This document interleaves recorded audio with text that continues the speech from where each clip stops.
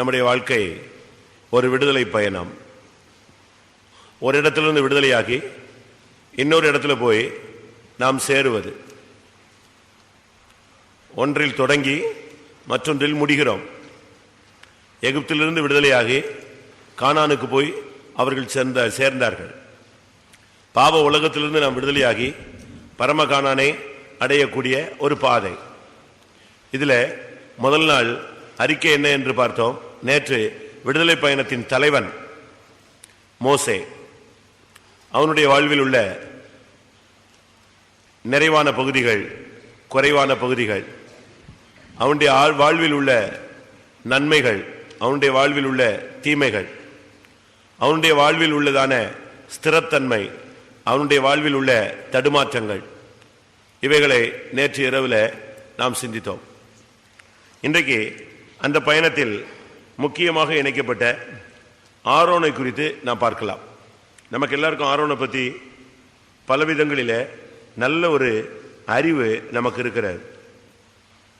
ஆனாலும் நம்முடைய சுத்திகரிப்புக்கு அது ஒரு பயனாக இருக்கும் என்று ஆவியானுடைய தூண்டுதலோடு நான் அந்த பகுதியில் வருகிறேன்.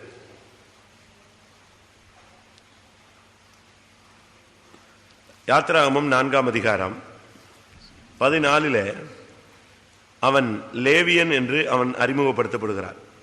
லேவியன் ஆகிய ஆரோன் உன் சகோதரன் அல்லவா? லேவியன் அப்படின்னா ஆரோனை அந்த இடத்துல ஆண்டவர் ஃபர்ஸ்ட் இன்ட்ரோடியூஸ் பண்றார். அவனுடைய பிறப்பு, வளர்ப்பு, அந்த சப்ஜெக்ட்லாம் அங்கே கிடையாது. ஆனால் ஸ்டார்ட்ல ஆண்டவர் பேசும் பொழுது அவன்கிட்ட சொல்றார், நீ இப்போ லேவியனாகிய ஆரோன் உன் சகோதரன் அல்லவா? அவனை ஃபர்ஸ்ட் முதலாவது ஆரோன்.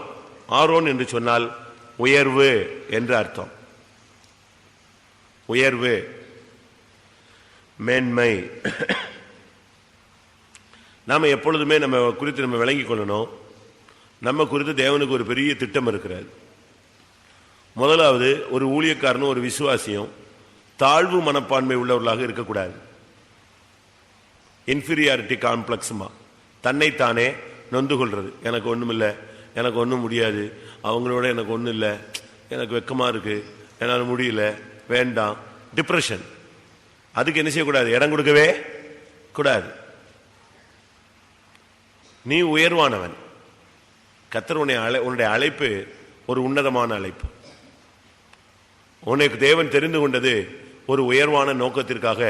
கர்த்தர் உன்னை தெரிந்து கொண்டார். அந்த விஷயத்தில் நீ ரொம்ப கவனமாக இருக்கணும். தேவன் உன்னை தெரிந்து கொண்டது ஒரு உயர்வு. உன்னுடைய அழைப்பு பரம அழைப்பு, பரிசுத்தமான அழைப்பு. உன்னுடைய பிறப்பை பற்றி நான் பேசல, உன்னுடைய வளர்ப்பை பற்றி பேசல, உன்னுடைய ஜீவியத்தில் உள்ள தன்மைகளை குறித்து பேசல. உன்னுடைய அழைப்பு என்பது முதலாவது விலையேற பெற்ற அழைப்பு. அதை நீங்க ஃபர்ஸ்ட் விசுவாசி. அதனால் நீங்க ஒரு ரொம்ப லோவா கிரியை செய்யக்கூடாது, கீழ்த்தரமா என்ன செய்யக்கூடாது, நாம் செயல்படக்கூடாது. ரொம்ப டீசெண்டா, ராயலா, ரொம்ப மரியாதையா, நல்ல தெய்வீகமாக நாம் நடந்து கொள்ள வேண்டும்.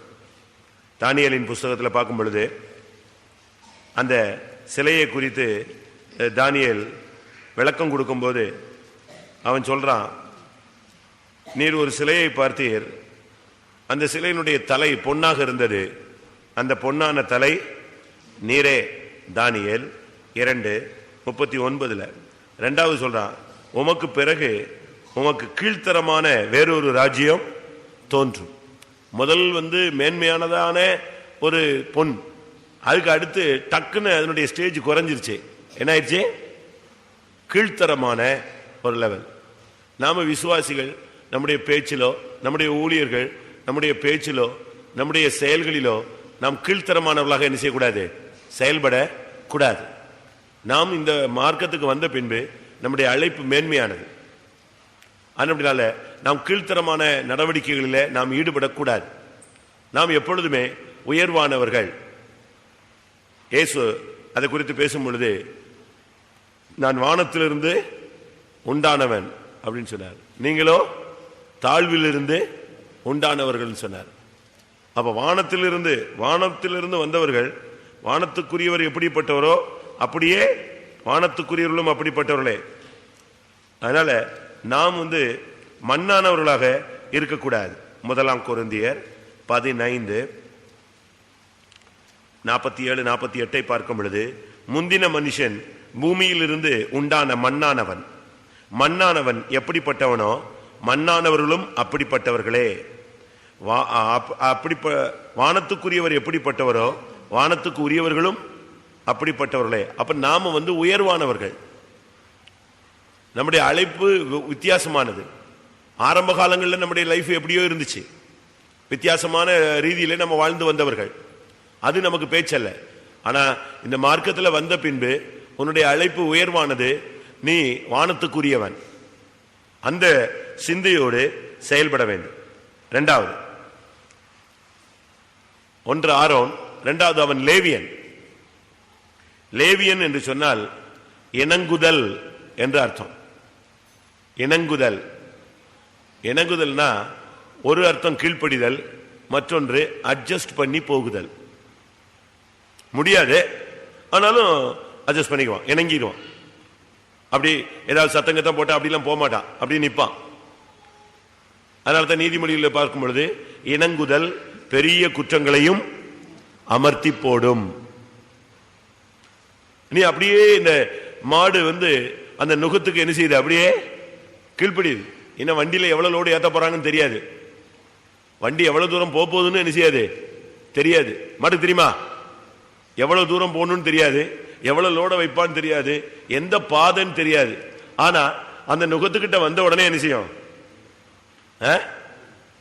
அப்படியே இணங்கிடும். அது கடைசியில இதுவா நுகத்தை விட்டு வெளியே வர முடியாது. அவன் எப்ப பிரேக் அடிச்சு நிப்பாட்டி இளைப்பாறுதலுக்கு நுகத்தை எடுக்கிறானோ அது வரைக்கும் எங்க இருக்கும், இணங்குதல். நமக்கு அப்படி ஒரு இணங்குதல் இருக்கா? அப்படி இணங்குதல் ஒரு மனைவிக்கு இருந்தா வாழ்க்கையில பிரச்சனையே கிடையாது. அப்படிப்பட்ட ஒரு இணங்குதல் ஒரு புருஷனுக்கு இருந்தா பிரச்சனையே கிடையாது. அப்படிப்பட்ட ஒரு இணங்குதல் பிள்ளைகளுக்கு இருந்தா பிரச்சனையே கிடையாது. அப்படிப்பட்ட ஒரு இணங்குதல் ஆவிக்குரிய லேவியனாகிய ஒரு ஊழியனுக்கு இருந்தா ஊழியத்தில் ப்ராப்ளமே கிடையாது. நடத்துறதும் ஈஸி, நடத்தப்படுகிறதும் ஈஸி.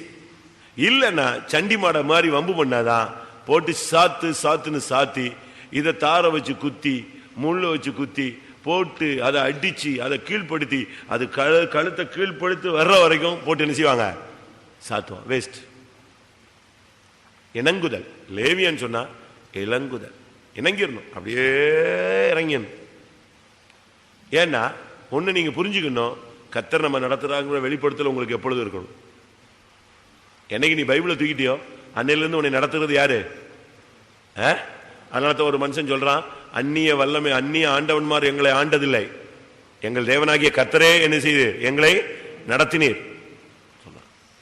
அதனால நம்ம எப்போ பைபிளை தூக்கிட்டோமோ அதுக்கு பிறகு ஃபுல் கண்ட்ரோல் யாரு தான்?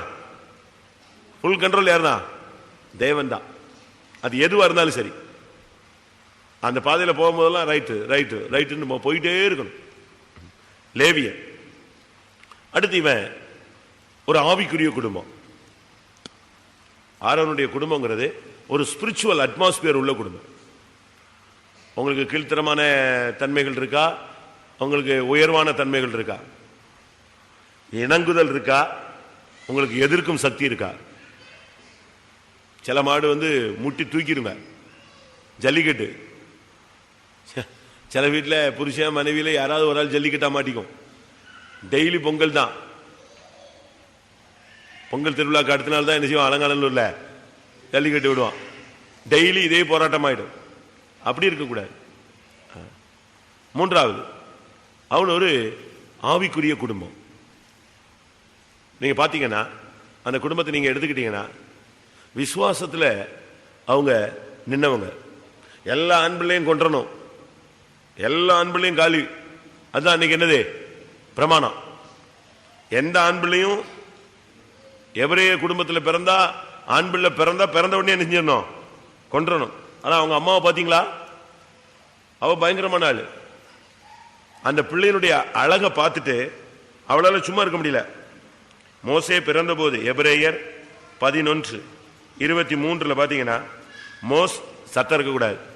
மோசே பிறந்த போது அவனுடைய தாய் தகப்பன்மார் அவனை அழகுள்ள பிள்ளை என்று கண்டு விசுவாசத்தினாலே ராஜாவின் கட்டளைக்கு பயப்படாமல் அவனை 3 மாதம் என்ன செய்தார்கள்? ஒளித்து வைத்தார்கள். எப்படி இருக்கு பைபிள்? தாய் தகப்பனை பத்தி சொல்லியிருக்கு பாருங்க. அந்த ஸ்பிரிச்சுவல் குடும்பம் அவங்க சொல்றாங்க, என்ன ஆனாலும் சரி அந்த பிள்ளை அழகுள்ளது என்று கண்டு விசுவாசத்தினாலே ராஜாவின் கட்டளைக்கு என்ன செய்யல? பயப்படல. எவரையே கொல்றான். அடிமைகள், அவங்க அடிமைகள். அங்க ஒண்ணுமே பண்ண முடியாது. ஆம்பளை பிள்ளை பிறந்திருக்குன்னா வந்து தூக்கிட்டு போயிருவான், கழுத்தை வெட்டிடுவான். அவங்களால அழத்தான் முடியுமே தவிர, கண்ணீர் வடிக்க முடியுமே தவிர வேற ஒண்ணுமே செய்ய முடியாது. எதிர்த்து பேச நாதி கிடையாது. ஆனா அப்படிப்பட்ட இடத்துல விசுவாசத்துல அவங்க நின்னாங்க. தான் பிள்ளையை பாதுகாக்கணும். ராஜாவின் கட்டளை என்ன பெரிய கட்டளை? கர்த்தர் கூட இருக்கிறார். நம்முடைய பிள்ளை எப்படியாவது காப்பாற்றணும். பெற்றோர்கள் எப்படி இருக்கீங்க? உங்களுடைய பிள்ளைகளை ஸ்பிரிச்சுவல்ல பாதுகாக்கணும், கிருபையில மூடணும், பொல்லாப்புகளுக்கு விளக்கணும், தப்புவிக்கணும், அழிவிலிருந்து நம்முடைய பிள்ளைகளை காக்கணுங்கிற ஒரு வெளிப்படுத்தல் நமக்கு இருக்கா? உங்களுடைய பிள்ளைகளை பொல்லாத சக்திகளுடைய கண்களுக்கு விலக்கி தப்புவிக்கிறீங்களா? கொசு கடிக்க கூடாதுன்னு அழகா ஒரு மூடி போட்டு வச்சிருவீங்க, அப்படித்தானே? பனிப்படக்கூடாது அப்படின்னு கதவை நல்லா அடைச்சு வச்சிருவீங்க, நல்லது. ஆனா ஸ்பிரிச்சுவலா உங்க பிள்ளைகளை எப்படி பாதுகாத்திருக்கீங்க? உங்க பிள்ளைகளை நீங்க எப்படி மெயின்டைன் பண்றீங்க? யோசிச்சு பாருங்க. அந்த சூழ்நிலையில ஒரே ஒரு பிள்ளை தான் பாதுகாக்கப்பட்டுச்சு. அந்த பிள்ளை தான் யாரு? மோசே. அவனை விசுவாசம், அந்த இடத்துல வார்த்தை சொல்லுது, அவனை விசுவாசத்தினால அவங்க தைரியமா இருந்தாங்க. விசுவாசங்கிறது ஒரு பெரிய வித்தியாசமான சக்தி. விசுவாசமே உலகத்தை ஜெயிக்கிற ஜெயம். விசுவாசத்துல நம்ம ஸ்ட்ராங்கா இருக்கணும். விசுவாசத்தை நம்ம விட்டுறவே கூடாது. விசுவாசம் தான் நம்முடைய முதுகெலும்பு. ஒரு நல்ல ஒரு ஆவிக்குரிய குடும்பம். அடுத்து அந்த பிள்ளைய அந்த தாய் வச்சுக்கிட்டு இருக்க முடியாது. ஏன்னா அழுதா சத்தம் கட்டுரும், அப்படிதானே? அழுதா சத்தம் கட்டுரும். என்ன பண்றது? ஒரு லிமிட் வரைக்கும் அழுகிற சத்தத்தெல்லாம் அடக்கி கிடக்கி அப்படி இப்படி அது இதுன்னு காப்பாத்தியாச்சு. ஆனா அழுதா சத்தம் கட்டுரும், அதான் பிரச்சனை. இப்போ கடைசியில் என்ன பண்ணியாச்சு? நாணல் பெட்டியில வச்சு நல்லதோ கெட்டதோ கர்த்தர் காத்துக்கொள்வார்னு விட்டாச்சு. விட்டா யார் கூட போயிட்டே இருக்கா?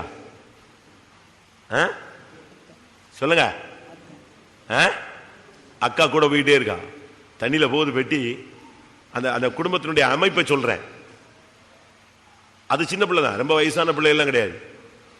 அந்த பிள்ளை அந்த சின்ன வயசுலயே அழகா அந்த நாணல் பெட்டி போற இடத்துக்கு பின்னாலேயே நின்றுட்டு இருக்கா, போயிட்டே இருக்கா. அது எங்க போய் நின்றுடுச்சு? அது ஒரு இடத்துல போய் நின்றுடுச்சு. Right, okay. எங்கே நிக்கிறா?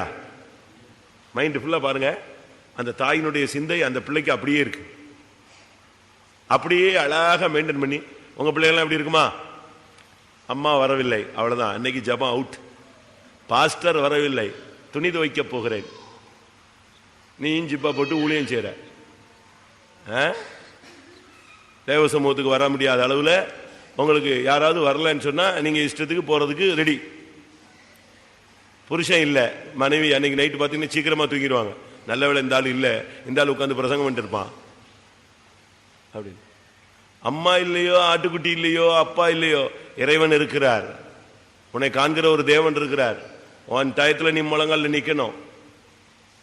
அந்த பிள்ளை பாருங்க, அம்மா போயாச்சு. இனிமே அந்த இடத்துல அம்மா என்ன செய்ய முடியாது? நிக்க முடியாது. டைம் முடிஞ்சிருச்சு. இப்போ தண்ணியில போகுது. அந்த பிள்ளை எப்படி வளர்த்துருக்காங்க பாருங்க. அழகா அந்த சின்ன பிள்ளை, வாலிப பிள்ளை கிடையாது, ஒரு லிமிட் உள்ள பிள்ளை தான். பின்னாலேயே போய் அந்த தண்ணி கிட்ட ஒரு ஓரத்தில் ஒளிஞ்சு பிள்ளைய பார்த்துட்டு, அந்த பிள்ளைக்கு ஏதாவது ஆயிருமா, முங்கிருமா, நாணல் பெட்டி முங்கிருமா, ஏதாவது ஆயிடுமா, யாராவது எடுத்து கொண்டுருவானா, அப்படி ஒண்ணு நடந்துடக்கூடாதேன்னு வெயிட்டிங். இப்போ பார்வனுடைய குமாரத்தை குளிக்க வந்தாச்சு. பிள்ளை என்ன செய்யுது? அழுதல். ஏன்னா வீட்டில் அழுதாதானே சத்தம் பிரச்சனை. இப்ப எங்க அழுகுது? தண்ணிக்குள்ள. அங்கேயும் அதான் ப்ராப்ளம். அந்த சூழ்நிலையிலையும் அவ பிள்ளை எடுத்து வச்சிருக்கும் போது இந்த பிள்ளை துணிஞ்சு போய் சுவிசேஷம் சொன்னா. நம்ம பிள்ளைங்க எப்படி இருக்கா? நீங்க போய் சுவிசேஷம் சொல்லுவீங்களா? அந்த குட்டி பிள்ளை அந்த இடத்துல போய் என்ன சொன்னா, நான் போய் ஏதாவது ஒரு எபிரேய ஸ்திரியை கூட்டு வரட்டுமா, இந்த பிள்ளைக்கு பால் கொடுக்குற மாதிரி ஒரு ஆளை கூட்டு வரட்டுமாங்கிறா. எவ்வளவு சமயோசிதமான ஒரு பதில். ஏற்ற வேலையில் சொல்லப்படும் வார்த்தை சொல்லுங்க. பொன் தட்டில் வைக்கப்பட்ட அருமையான வார்த்தை பேசணும். நம்ம ஆளுங்களுக்கு எந்த நேரத்தில் என்ன பேசணும் தெரியாது. அதுக்குனால தான் அடி வாங்கி சாகுது. அது கரெக்டான வார்த்தை, சமயோசிதமான வார்த்தை. இளைப்படைந்தவனுக்கு சமயத்துக்கு ஏற்ற வார்த்தை சொல்ல கர்த்தர் எனக்கு கல்விமானின் நாவை தந்தருளினான்னு ஏசாயா தீர்க்கதரிசி சொல்றான். இளைப்படைந்தவனுக்கு அந்த கரெக்ட் வேர்டு, அந்த ஒரு வார்த்தை போதும். ஒரு தீர்க்க தரிசனத்தில் தற்கொலைக்கு போறவன் தப்பிடுறான், ஒரே வேர்டு தான். அதனால நம்முடைய ஜீவியத்தில் கரெக்டான வார்த்தை. அந்த பிள்ளை பாருங்க, கரெக்டா போய் அவ பேசுறா. எபிரேய ஸ்திரீகளில் இந்த பிள்ளையை வளர்க்கும்படி எபிரேய ஸ்திரீகளில் பால் கொடுக்கிற ஒருத்தியை நான் போய் உம்மிடத்தில் அழைத்து கொண்டு வரட்டுமா? எவ்வளவு துணிஞ்சு அவ இளவரசிட்ட போய் கரெக்டா பாயிண்ட் பண்ணி பேசினா. அந்த பிள்ளை உடனே அவ சொன்னா, ரைட் கூட்டு வா. இவ போய் யாரை கூட்டு வந்தா? பக்கத்து வீட்டுக்காரி கூட்டு வந்துட்டாலோ? கரெக்டா அம்மாவை கொண்டு வந்து விட்டா. ரைட், எவ்வளவு கரெக்டா போகுது. ராஜாக்களின் புஸ்தகத்துல நாகமான் குஷ்டரோகத்தில் அப்படியே தடுமாறிட்டு இருப்பான். மான மரியாதை எல்லாம் போகுதடா, இவ்வளவு பெரிய போஸ்டிங்ல இருந்தும் குஷ்டரோகிங்கிற போஸ்டிங் நமக்கு விட்டு நம்மளை விட்டு போக மாட்டேங்க. சேனாபதிங்கிற போஸ்டிங் இருக்கு, இன்னொரு போஸ்டிங் என்ன இருக்கு? குஷ்டரோகின்னு ஒரு போஸ்டிங் இருக்கேன்னு. அப்போ அவனுக்கு தீர்க்க தரிசித்த போனா குணமாகும் சொன்ன சத்தியம் சொன்னது யாரு? ஒரு சிறு பிள்ளை. உங்க பிள்ளைகளை அப்படி வளர்க்குறீங்களா? காஸ்பல் சொல்ற மாதிரி ஏசப்பாவை பத்தி சொல்லுமா உன் பிள்ளை? நீ சொல்லுவியா? பைபிள் தூக்கிட்டு வரியா? நீ போய் இயேசுவை பத்தி சொல்லுவீங்களா? இந்த வருஷத்துல எத்தனை பேருக்கு காஸ்பல் சொல்லியிருப்பீங்க?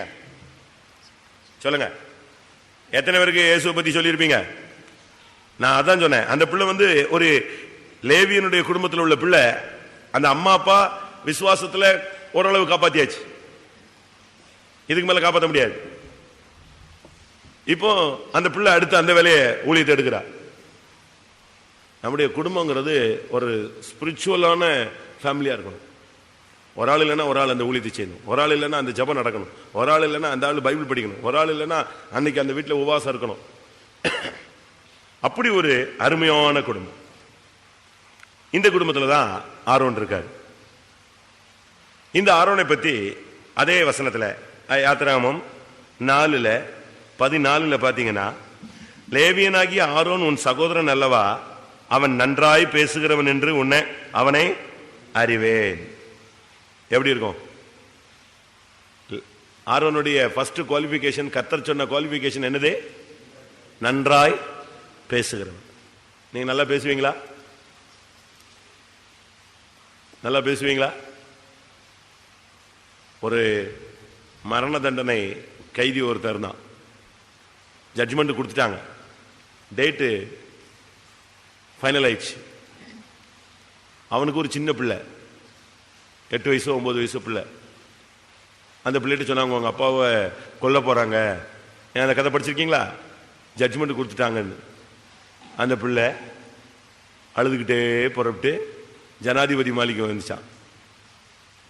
அங்கே வந்தால் உள்ள விடலை. இல்லை, நான் எப்படியாவது அங்கிளை பார்க்கணும், ஜனாதிபதி பிரசிடென்ட் அங்கிளை பார்க்கணும் அப்படின்ட்டு அழுதுகிட்டே நினைச்சான். கடைசியில் வெயிட் பண்ணிட்டு அவனும் செக்யூரிட்டி உள்ள விடலை. ஆனால் செய்தி மட்டும் எங்கே போயிடுச்சு? ஒரு பிள்ளை வந்திருக்கு, ஒரு சின்ன பிள்ளையா, 8 வயசு பிள்ளை உங்களை பார்க்கணும்னு அழுதுகிட்டு இருக்கான்னு. யாருன்னு தெரியாதனால யார் சொல்லி கால் ஃபார் யார் கொடுத்துட்டாங்க, அந்த பிள்ளைய உள்ள கூட்டுவார். அந்த பிள்ளை உள்ள போச்சான். அங்கிள், உங்களுக்கு ஒரு 8 வயசு பிள்ளை இருந்து உங்களை கொன்னா எப்படி இருக்கும்? அந்த பிள்ளைக்கு அப்பா இல்லாமல் எவ்வளோ கஷ்டப்படும்? இப்படி பேசிட்டான். இவன் புரிஞ்சுக்கிட்டான், இவன் ஏதோ சுற்றி இந்த பிள்ளை எங்கே வருது, இது அழுது இது ஆர்ப்பாட்டம் பண்ணதை பார்த்த உடனே, எங்கள் அப்பா தப்பு பண்ணது உண்மைதான், வேற ஏதாவது ஜட்ஜ்மெண்ட் கொடுங்க, எங்கள் அப்பாவை எரிஞ்சிடாதீங்க, கொன்னுடாதீங்க, எனக்கு எங்கள் அப்பா வேணும், இல்லைன்னா நான் காலத்துக்கும் அனாதை மாதிரி இருப்பேன், எனக்கு உதவி செய்யுங்கன்னு. அவன் உட்காந்து அழுதுட்டு சட்டத்தையே மாத்திட்டான். விட்டுரு அந்த அவனை எப்படியாவது என்ன செஞ்சிரு, உயிரோட விட்டுரு போட்டு. எப்படி இருக்கும் அந்த கரெக்டான அந்த வார்த்தை? நீங்க நல்லா பேசுவீங்களா? காலேஜில் பேசுவீங்க, ஆனால் இயேசுவை பற்றி ரோட்டில் பேச மாட்டீங்க. ஏன்னா அங்கே காசு கொடுக்குறான், இங்கே ரோட்டில் சொன்னால் அடி வாங்குறான். அப்படித்தானே? உனக்கு கொடுத்த கிருபையை தெய்வீகத்துக்கு யூஸ் பண்றியா? ஆண்டவர் சொல்றாரு பாருங்க, அவன் நன்றாய் பேசுகிறவன் என்று. ஆரோன் சும்மா பயங்கரமா பேசுவான். உனக்கு அந்த கிருபை கொடுத்துருக்கிறார். பாடுறது கிருபை கொடுத்தாரா? பாடு. சினிமா பாட்டு பாடாத, கத்தரை பாடு. பேசுறது கிருபை தந்தாரா? சத்தியத்தை பேசு, சத்தியத்தை பேசு, உபதேசத்தை பேசு, கிறிஸ்துவின் அன்பை பேசு. வெளியரங்கமா நீ நின்று உலகத்துக்காக நீ எவ்வளோ காரியங்கள் பேசுகிறாய். தேவ சமூகத்திலிருந்து ஆண்டவருடைய ஜனங்களுக்காக, ரட்சிப்புக்காக, சுவிசேஷத்துக்காக 4 வார்த்தை பேசு போதும். அந்த 4 வார்த்தை போதும், நச்சுன்னு இருக்கும். ஆண்டவர் யாரையாவது ஒரு ஆளை சந்திச்சிருவார். உனக்கு கொடுக்கப்பட்ட கிருபை, அவனுடைய திறமை என்னன்னா நன்றாய் பேசுகிறவன். அருமையா பேசுவான். பவுலை விட்டுட்டா எந்த இடத்துல சான்ஸ் கிடைச்சாலும் என்ன செய்வான்? அடி சரி அடி அடிச்சாங்க. பவுல அடிச்சு பட்டணமே கலக்கமாயிருச்சு. தூக்கிட்டு வந்துட்டாங்க கோட்டைக்கு. அந்த சேனாதிபதி வந்து அவனை அழகா தூக்கிட்டு போயிட்டான். தூக்கிட்டு போனா அங்கேயும் நின்றுட்டு நீ பேசுகிறாயான்னா உடனே என்ன செய்ய ஆரம்பிச்சிட்டான்? பேசிட்டான். எங்க சான்ஸ் கிடைச்சாலும் உடனே பேசுவான். நான் ஒரு இடத்துல ஊழியத்தில் இருக்கும்போது ஏஜி சர்ச்சில் இருந்து ஒருத்தர் வந்தார். ஒரு காலத்தில் தியேட்டர்ல டிக்கெட் கிழிச்சுக்கிட்டு இருந்தவர் ரட்சிக்கப்பட்டார். ரொம்ப ரவுடிசம் பண்ணிட்டு தியேட்டர்ல டிக்கெட் கிழிக்கிறவனா எல்லாரும் ரவுடிஸும் என்ன செய்யணும்? மீட் பண்ற இடம் அது. அப்படிப்பட்ட ஆள் ரட்சிக்கப்பட்டு ஏஜி சர்ச்சில் இருந்தார். ஒரு சூழ்நிலையில நம்ம சர்ச்சுக்கு வந்தார். ஒரு சூழ்நிலையில கடைசியா நம்ம சர்ச்சில் அவர் ரொம்ப தீவிரமாயிட்டார். ஆனா அந்த மனுஷனுக்கு அந்த சுவிசேஷத்தின் ஆவி இருக்க போகவே போகாது. நான் இருக்கும்போதே எத்தனையோ ட்ரிப் அடிச்சுட்டானுங்க. அடி ரோட்ல அவன் அடிப்பான். ஆனாலும் அடுத்த நாள் காலையில் பார்த்தீங்கன்னா ஹல்லேலூயா கிளம்பிடுவார். மதுரைக்கு போனால் பாச ஜோயலை போய் பார்த்த உடனே பாச ஜோயல் இவரை பேச விட்டு கொஞ்ச நேரம் வேடிக்கை பார்த்துட்டு இவர் அனுப்புவார். பேத்தோம்லே பேசு, கொஞ்ச நேரம் பேசும்பார். போட்டு கத்தி மைக்கில் கத்துவா. ஒரு மெக்கஃபோன் வச்சிருக்கா. அந்த ஆவி அவனை விட்டு என்ன செய்யல, போகல. ஐயா நான் இப்போ திண்டுக்கல்ல இருக்கேன், ஜெபம் பண்ணுங்க பாரு. ஃபோனில் ஜெபிச்சாச்சு. 5 நிமிஷம் கழிச்சு ஐயா அடிச்சுட்டான், மைக்கெல்லாம் பிடிங்கிட்டான்யா அப்படின்பாரு. அட என்னையா அது, திண்டுக்கல்ல ஒருத்தனு சப்போர்ட்டுக்கு இல்லையே, என்ன பண்ணுறது? ஐயா தோத்துறோம் ஐயா, மைக்கு கிடச்சிருச்சியா, அடிச்சது தான் காது வலிக்குது, தோத்துறோம், நான் வந்துட்டேன் அப்படிம்பா. நம்மால் இப்படி செய்வீங்களா சொல்லுங்க? அப்படி பண்ணுவோம்? பண்ணுவீங்களா? பைபிளையே நாங்கள் தூக்கிட்டு வர மாட்டோம்ல, வெக்கமா இருக்கு. ஒயிட் அண்ட் ஒயிட் போட்டு போட முடியாது. நகையை கலத்து அதெல்லாம் மான மரியாதை என்ன வருது, அழகு போயிடும், டீசென்ட் போயிடும். அதாவது நம்ம வந்து வெக்கப்படுறோம். உனக்கு கொடுத்த கிருபையை நீ யூஸ் பண்ணிருக்கியா? அதனால தான் யாத்திராகமம் 4:16 கர்த்தர் சொன்னாரு, அவன் உனக்கு பதிலாக ஜனங்களோடு பேசுவான், இவ்விதமாய் அவன் உனக்கு யாரா இருப்பான்? வாயா இருப்பான். நீங்க மனுஷனுக்கு வாயா இல்ல, தேவனுக்கு வாயா இருக்கணும்.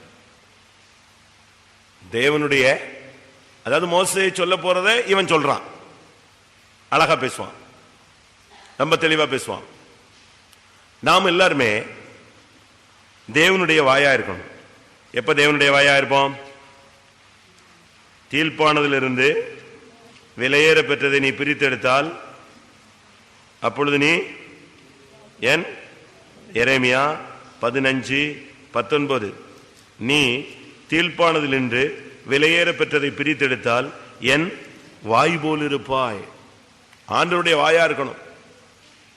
ஒரு மனுஷனை பார்த்து மோசே சொன்னா, நீ எங்களோடு இந்த வனாந்தர பயணத்தில் வா, இந்த கானான் பயணத்தில் வா, நீ எங்களுக்கு எப்படி இருப்பாய்? கண்ணாய் இருப்பாய்ன்னு சொன்னான். ஏன்னா வனாந்தரத்தில் உனக்கு எல்லா ரூட்டும் தெரியும், அதனால நீ எங்க கூட வந்தீங்கன்னா நீ எங்களுக்கு கண்ணாய் இருப்பாயின்னு. அவன் சொன்னா, ஐயோ நான் வரலப்பா, அந்த வேலைலாம் நமக்கு என்ன செய்யதில்ல, ஒத்து வராது, நான் வரல. எவ்வளவு அருமையான வாய்ப்பு கிடைச்சோம், அதை நஷ்டப்படுத்திட்டான் பார்த்தீங்களா? அவனுக்கு வாய்ப்பு கிடைச்சது, அவன் அழகா இருந்திருக்கலாம். ஆனா அந்த கிருபை அவனுக்கு இல்லை.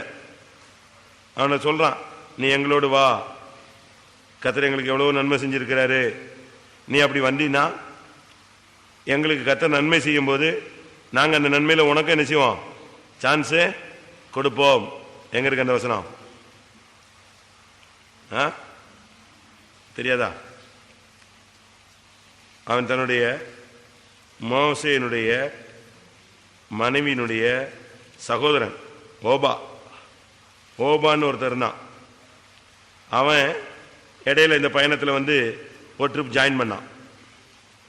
அப்பதான் இவன் சொல்றான், என்னாகமம் 10ஆம் அதிகாரம் 30ஆம் வசனத்துல, அப்பொழுது மோசே, நீ எங்களை விட்டு போக வேண்டாம், வனாந்திரத்திலே நாங்கள் பாளையம் இறங்கும் இடங்களை நீ அறிந்திருக்கிறபடியினால் எங்களுக்கு கண்களை போல இருப்பாய். எப்படி? நீ வா, எங்களுக்கு நீ கண்ணை போல இருப்பாய். நீ ஒரு விசுவாசி, ஒரு புதிய ஆத்துமாக்கு வழிகாட்டினா நீ யாருக்கு கண்ணு? கர்த்தருக்கு கண்ணா இருப்பாய். தீழ்ப்பானதிலிருந்து வெளியேற பெற்றதை நீ பிரித்தெடுத்தால் நீ யாரு? தேவனுடைய வாய். வாழ வயதின் புத்திரர் பலவான் கையில் உள்ள அம்புகளுக்கு சமானம். நீங்கெல்லாம் ஆண்டவருடைய கையில் உள்ள அம்புகளாக நம்ம மாறணும், ஆண்டவருடைய வாயாய் மாறணும். ஆண்டவர் என்ன பேசணும்னு விரும்புறாரோ அது நீ பேசணும். இன்னைக்கு இந்த கூட்டத்தில் தீர்க்கதரிசனம் சொல்லணும் அப்படின்னா யார் மூலமா பேசுவார்? கர்த்தர் வந்து அசரீரியா பேசுவாரா? அப்படி பேசின காலங்கள் உண்டு. இப்ப திடீர்னு வந்துட்டு பயங்கர இடி முழக்கும் சத்தம் கேட்டா எப்படி இருக்கும்? அப்படி அல்ல. ஆண்டவருக்கு இங்க அநேக வாய் இருக்கு. யார் அவங்க? தீர்க்க தரிசிகள். தீர்க்க தரிசிகள் எல்லாம் கர்த்தருடைய வாய் போன்றவர்கள். ஆண்டவர் என்ன சொல்றாரோ அதை உன் வாய் மூலமா பேசுறார். அப்படி தீர்க்கதரிசனம் சொல்லியிருக்கீங்களா? உங்களுக்கு கொடுக்கப்பட்ட கிருபையை பயன்படுத்தி இருக்கீங்களா? அவன் நன்றாய் பேசுகிறவன், மோசேக்கு வாய் போன்றவன். பேச வேண்டிய இடத்துல பேசு, மௌனமா இருக்க வேண்டிய இடத்துல எப்படி இரு? மௌனமாய் இரு. கூட்டி பேசாத, குறைச்சு பேசாத. இந்த வருஷத்துல எத்தனை தடவை நம்ம அவசியம் இல்லாத வார்த்தைகள் பேசியிருப்போம். சத்தியத்தை சொல்லும்படி ஏவுதல் கிடைச்சி சொல்லியிருக்க மாட்டோம். பேசாதன்னு சொன்ன காரியத்தெல்லாம் பேசியிருப்போம். இப்போ அடுத்து யாத்ராகமம் 4:27 கர்த்தர் ஆரோனை நோக்கி, நீ வனாந்திரத்தில் மோசேக்கு எதிர்கொண்டு போ என்றார். உடனே புறப்பட்டான். ஃபர்ஸ்ட் அவனுக்கு கிடைக்கிற காலிங். அது வரைக்கும் மோசையோட கர்த்தர் பேசினதே கிடையாது. சாரி, ஆரோனோடு கர்த்தர் பேசினதே கிடையாது. ஃபர்ஸ்ட் பேசுறாரு. இருக்கும் யார்கிட்ட பேசுறாரு? ஆரோன்ட்ட பேசுறார். நீ வனாந்திரத்தில் மோசேக்கு எதிர்கொண்டு போ. வனாந்திரத்தில் வந்துட்டு இருக்கான், குழப்பத்தில், உச்சகட்ட குழப்பத்தில் வர்றாரு. யாரு? மோசே. என்னடா நம்ம அங்கே போனோம் அங்கேயும் விட மாட்டேங்கிறாரு, இங்கே வந்தால் இங்கேயும் விட மாட்டேங்கிறாரு, இப்போ போனால் அவன் என்ன பண்ணுவானோ, என்ன நடக்குமோ, இயேசுவே தெய்வமேன்னு புலம்பிக்கிட்டே வரான். இவனை வந்து ஊருக்குள்ளே வந்த பிறகு பார்க்க வேண்டியதில்லை. ஆண்டவர் சொன்னார், ஆரோனை கூப்பிட்டாரு, நீ போ வனாந்திரத்தில் போ, அங்கே நீ போய் யாரை சந்தி? மோசேக்கு எதிர்கொண்டு போ. அவன் போய் தேவ பருவத்தில் அவனை சந்தித்து அவனுக்கு ஓரேபில் வந்துட்டான். ஆண்டவர் சந்தித்த தரிசனம் கிடைச்ச இடத்துக்கு யாரும் வந்தாச்சு? ஆரோன் வந்துட்டான். இப்படி ஒரு கீழ்ப்படிதல் நமக்கு இருக்கா? ஒரு நாள் வீட்டில் இருக்கும்போது பிலிப்பிட்ட கர்த்தர் சொன்னார், நீ எங்க போ? வனாந்தர மார்க்கமாய் போ, ஓடு. உடனே எழுந்து 4 பொம்பளை பிள்ளைங்க, அவனுக்கு வாலிப பிள்ளைங்க, அதெல்லாம் யோசிக்கவே இல்லை, போன்னு சொல்லிட்டாரு. அவ்வளவுதான். அப்போஸ்தலர் 8ஆம் அதிகாரத்தில் அதே ஜோரில் புறப்பட்டு வந்துகிட்டே இருக்கான். அப்போஸ்தலர் 8:29 ஆண்டவர் சொல்றார், 28 29 தான், நீ போய் அந்த ரதத்தோட சேர்ந்து கொள். அவ்வளவுதான். அவன் பாட்டு கிளம்பி புறப்பட்டு நேரா வந்துட்டான். எப்படி இருக்கும்?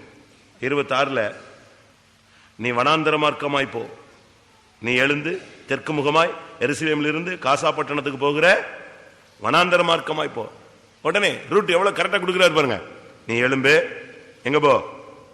தெற்கு முகமா போ, எருசலேமில் இருந்து காசா பட்டணத்துக்கு போகிற வனாந்தர பாதை இருக்கு, அந்த ரூட்ல நீ போ. கரெக்ட் அட்ரஸ் கொடுத்த உடனே கிளம்பிட்டான். நம்மள என்ன சொல்லுவோம்? 8 மணிக்கு புறப்படுங்க. சரி. 8:45 வரைக்கும் குளிச்சுட்டு இருப்போம். 9:15 வரைக்கும் பல் விளக்கிட்டு இருப்பான். இவனை வச்சு ஊழியமும் செய்ய முடியாது, இவனை வச்சு குடும்பம் நடத்தவும் முடியாது. ஆனா அவனை ரதம் போய்கிட்டு இருக்கு. எத்தியோப்பிய மந்திரி மினிஸ்டர் பறந்துகிட்டு இருக்கான். மினிஸ்டர் போய்கிட்டு இருக்க ரூட்டை யாருக்கு சொல்றாரு? ஆண்டவரே இவனுக்கு சொல்றாரு, நீ எழுந்து தெற்கு முகமாய் எருசலேம்ல இருந்து காசா பட்டணத்துக்கு போற வழியில வனாந்தரத்துக்கு போ, அங்க ஒருத்தனை போய் மீட் பண்ணு.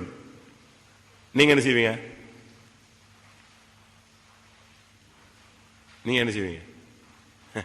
இப்போ அப்படிலாம் போக முடியாது. 4 பிள்ளைகளை எப்படி விட்டுட்டு வர்றது? அவங்களெல்லாம் பார்க்கணும், விசாரிக்கணும். நாளை காலைல போறேன். திருப்பி உடனே கொண்டு தான் போடுவார். யூஸ்லெஸ் பெல்லோன்னு சொல்லி துரத்தி தான் விடுவார். டக்கு டக்கு டக்குன்னு போகணும். போன்னு சொன்னா என்ன செய்யணும்? போகணும். அதுக்கு இல்லை, என்னால முடியாது. திருப்பி கர்த்தர் எப்படி அற்புதம் செய்வாரு? எப்படி அடையாளம் செய்வாரு? தான் வார்த்தைக்கு கீழ்ப்படுகிறவனுக்கு அவன் வார்த்தைக்கு தேவன் என்ன செய்வாரு? கீழ்ப்படிவார். பிலிப்பு மூலமாய் கர்த்தர் என்ன செய்தாரா? அற்புதங்களையும் அடையாளங்களை நடத்தினார். அப்படித்தான் பைபிள் சொல்லுது. பிலிப்பு மூலமாய் அற்புதங்கள், அவனால் நடந்த அடையாளங்களையும் அற்புதங்களையும் கண்டு மந்திரவாதிகளே பிரமித்தார்கள் 13ஆம் வசனம் சொல்லுது. காரணம் அவனுடைய கீழ்ப்படிதல் தான். நீ தேவனுக்கு கீழ்ப்படிஞ்சு பாரு, தேவன் உனக்கு கீழ்ப்படிவாரு. நீ தேவனுக்கு கீழ்ப்படியாம தேவன் உனக்கு கீழ்ப்படியணும்னு நினைச்சீங்கன்னா கத்தாவேன்னு சும்மா நீ கத்திட்டே கிடக்க வேண்டியதான். கத்திட்டு புலம்பிட்டே கிடந்து போயிட்டே இருப்பாங்க. நமக்கு அப்படி கீழ்ப்படிதல் இருக்கணுமே. 4 பொம்பளை பிள்ளைங்க, நீங்க வருவீங்களா? அப்படி சொன்ன உடனே கிளம்பிடுவீங்களா? நம்ம எல்லாருமே லோத்துக்கு அண்ணன் தம்பி தான். நம்மகிட்ட இருக்கிற 99 பேர் லோத்துக்கு அண்ணன் தம்பியும் அக்கா தங்கச்சியும் தான். அப்படி அல்ல ஆண்டவரே, உமக்கு தெரியுமே. எல்லாம் மணி மைண்டு. ஏசா வந்து கூப்பிடுறான், ஒப்புரவாயிட்டு வா என் கூட வா போலான்னு. இல்ல இல்ல நான் மெல்ல வர்றேன். யாரு? எங்க பிடிங்கி விட்டுருவானு பயம் இவனுக்கு. இல்ல இல்ல நீங்க போங்க, நான் மெல்ல வரேன்.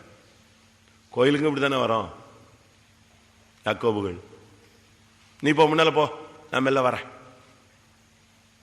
எல்லாம் யாக்கோபு பிரதர்ஸ் சிஸ்டர்ஸ் தான். இவனை சொன்னா தட்டினதுதான். மோசே ஆரோனை கூப்பிட்டு சொல்றார், நீ வனாந்தரத்துக்கு போ, மோசையை சந்தி. இதான் ஃபர்ஸ்ட் கேஸ். சந்தேகப்படல, அவிசுவாசப்படல, குழம்பல, தன்னுடைய அழைப்பு சரியா இல்லையா அப்படியே போட்டு மண்டையை போட்டு குழப்பல. ஆண்டவர் சொல்லிட்டார், ரைட் கிளம்பு. நேரம் வனாந்தரத்துக்கு வந்துட்டான். கீழ்ப்படிதல். யாத்திராகமம் 7:1.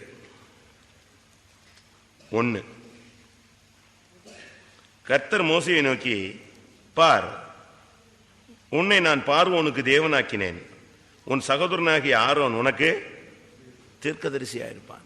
எப்படி பாத்தீங்களா அவன் லைஃப் எப்படி மாறிடுச்சு? சாதாரண ஆளு, செங்கல் எடுத்துக்கிட்டு இருந்தவன். அப்படித்தானே இஸ்ரவேல் எல்லாரும் என்ன செஞ்சுட்டு தான் இருந்தாங்க? தமிழ்ல சொல்லுவான், சீரழிஞ்சவன் தான் என்ன செய்வான்?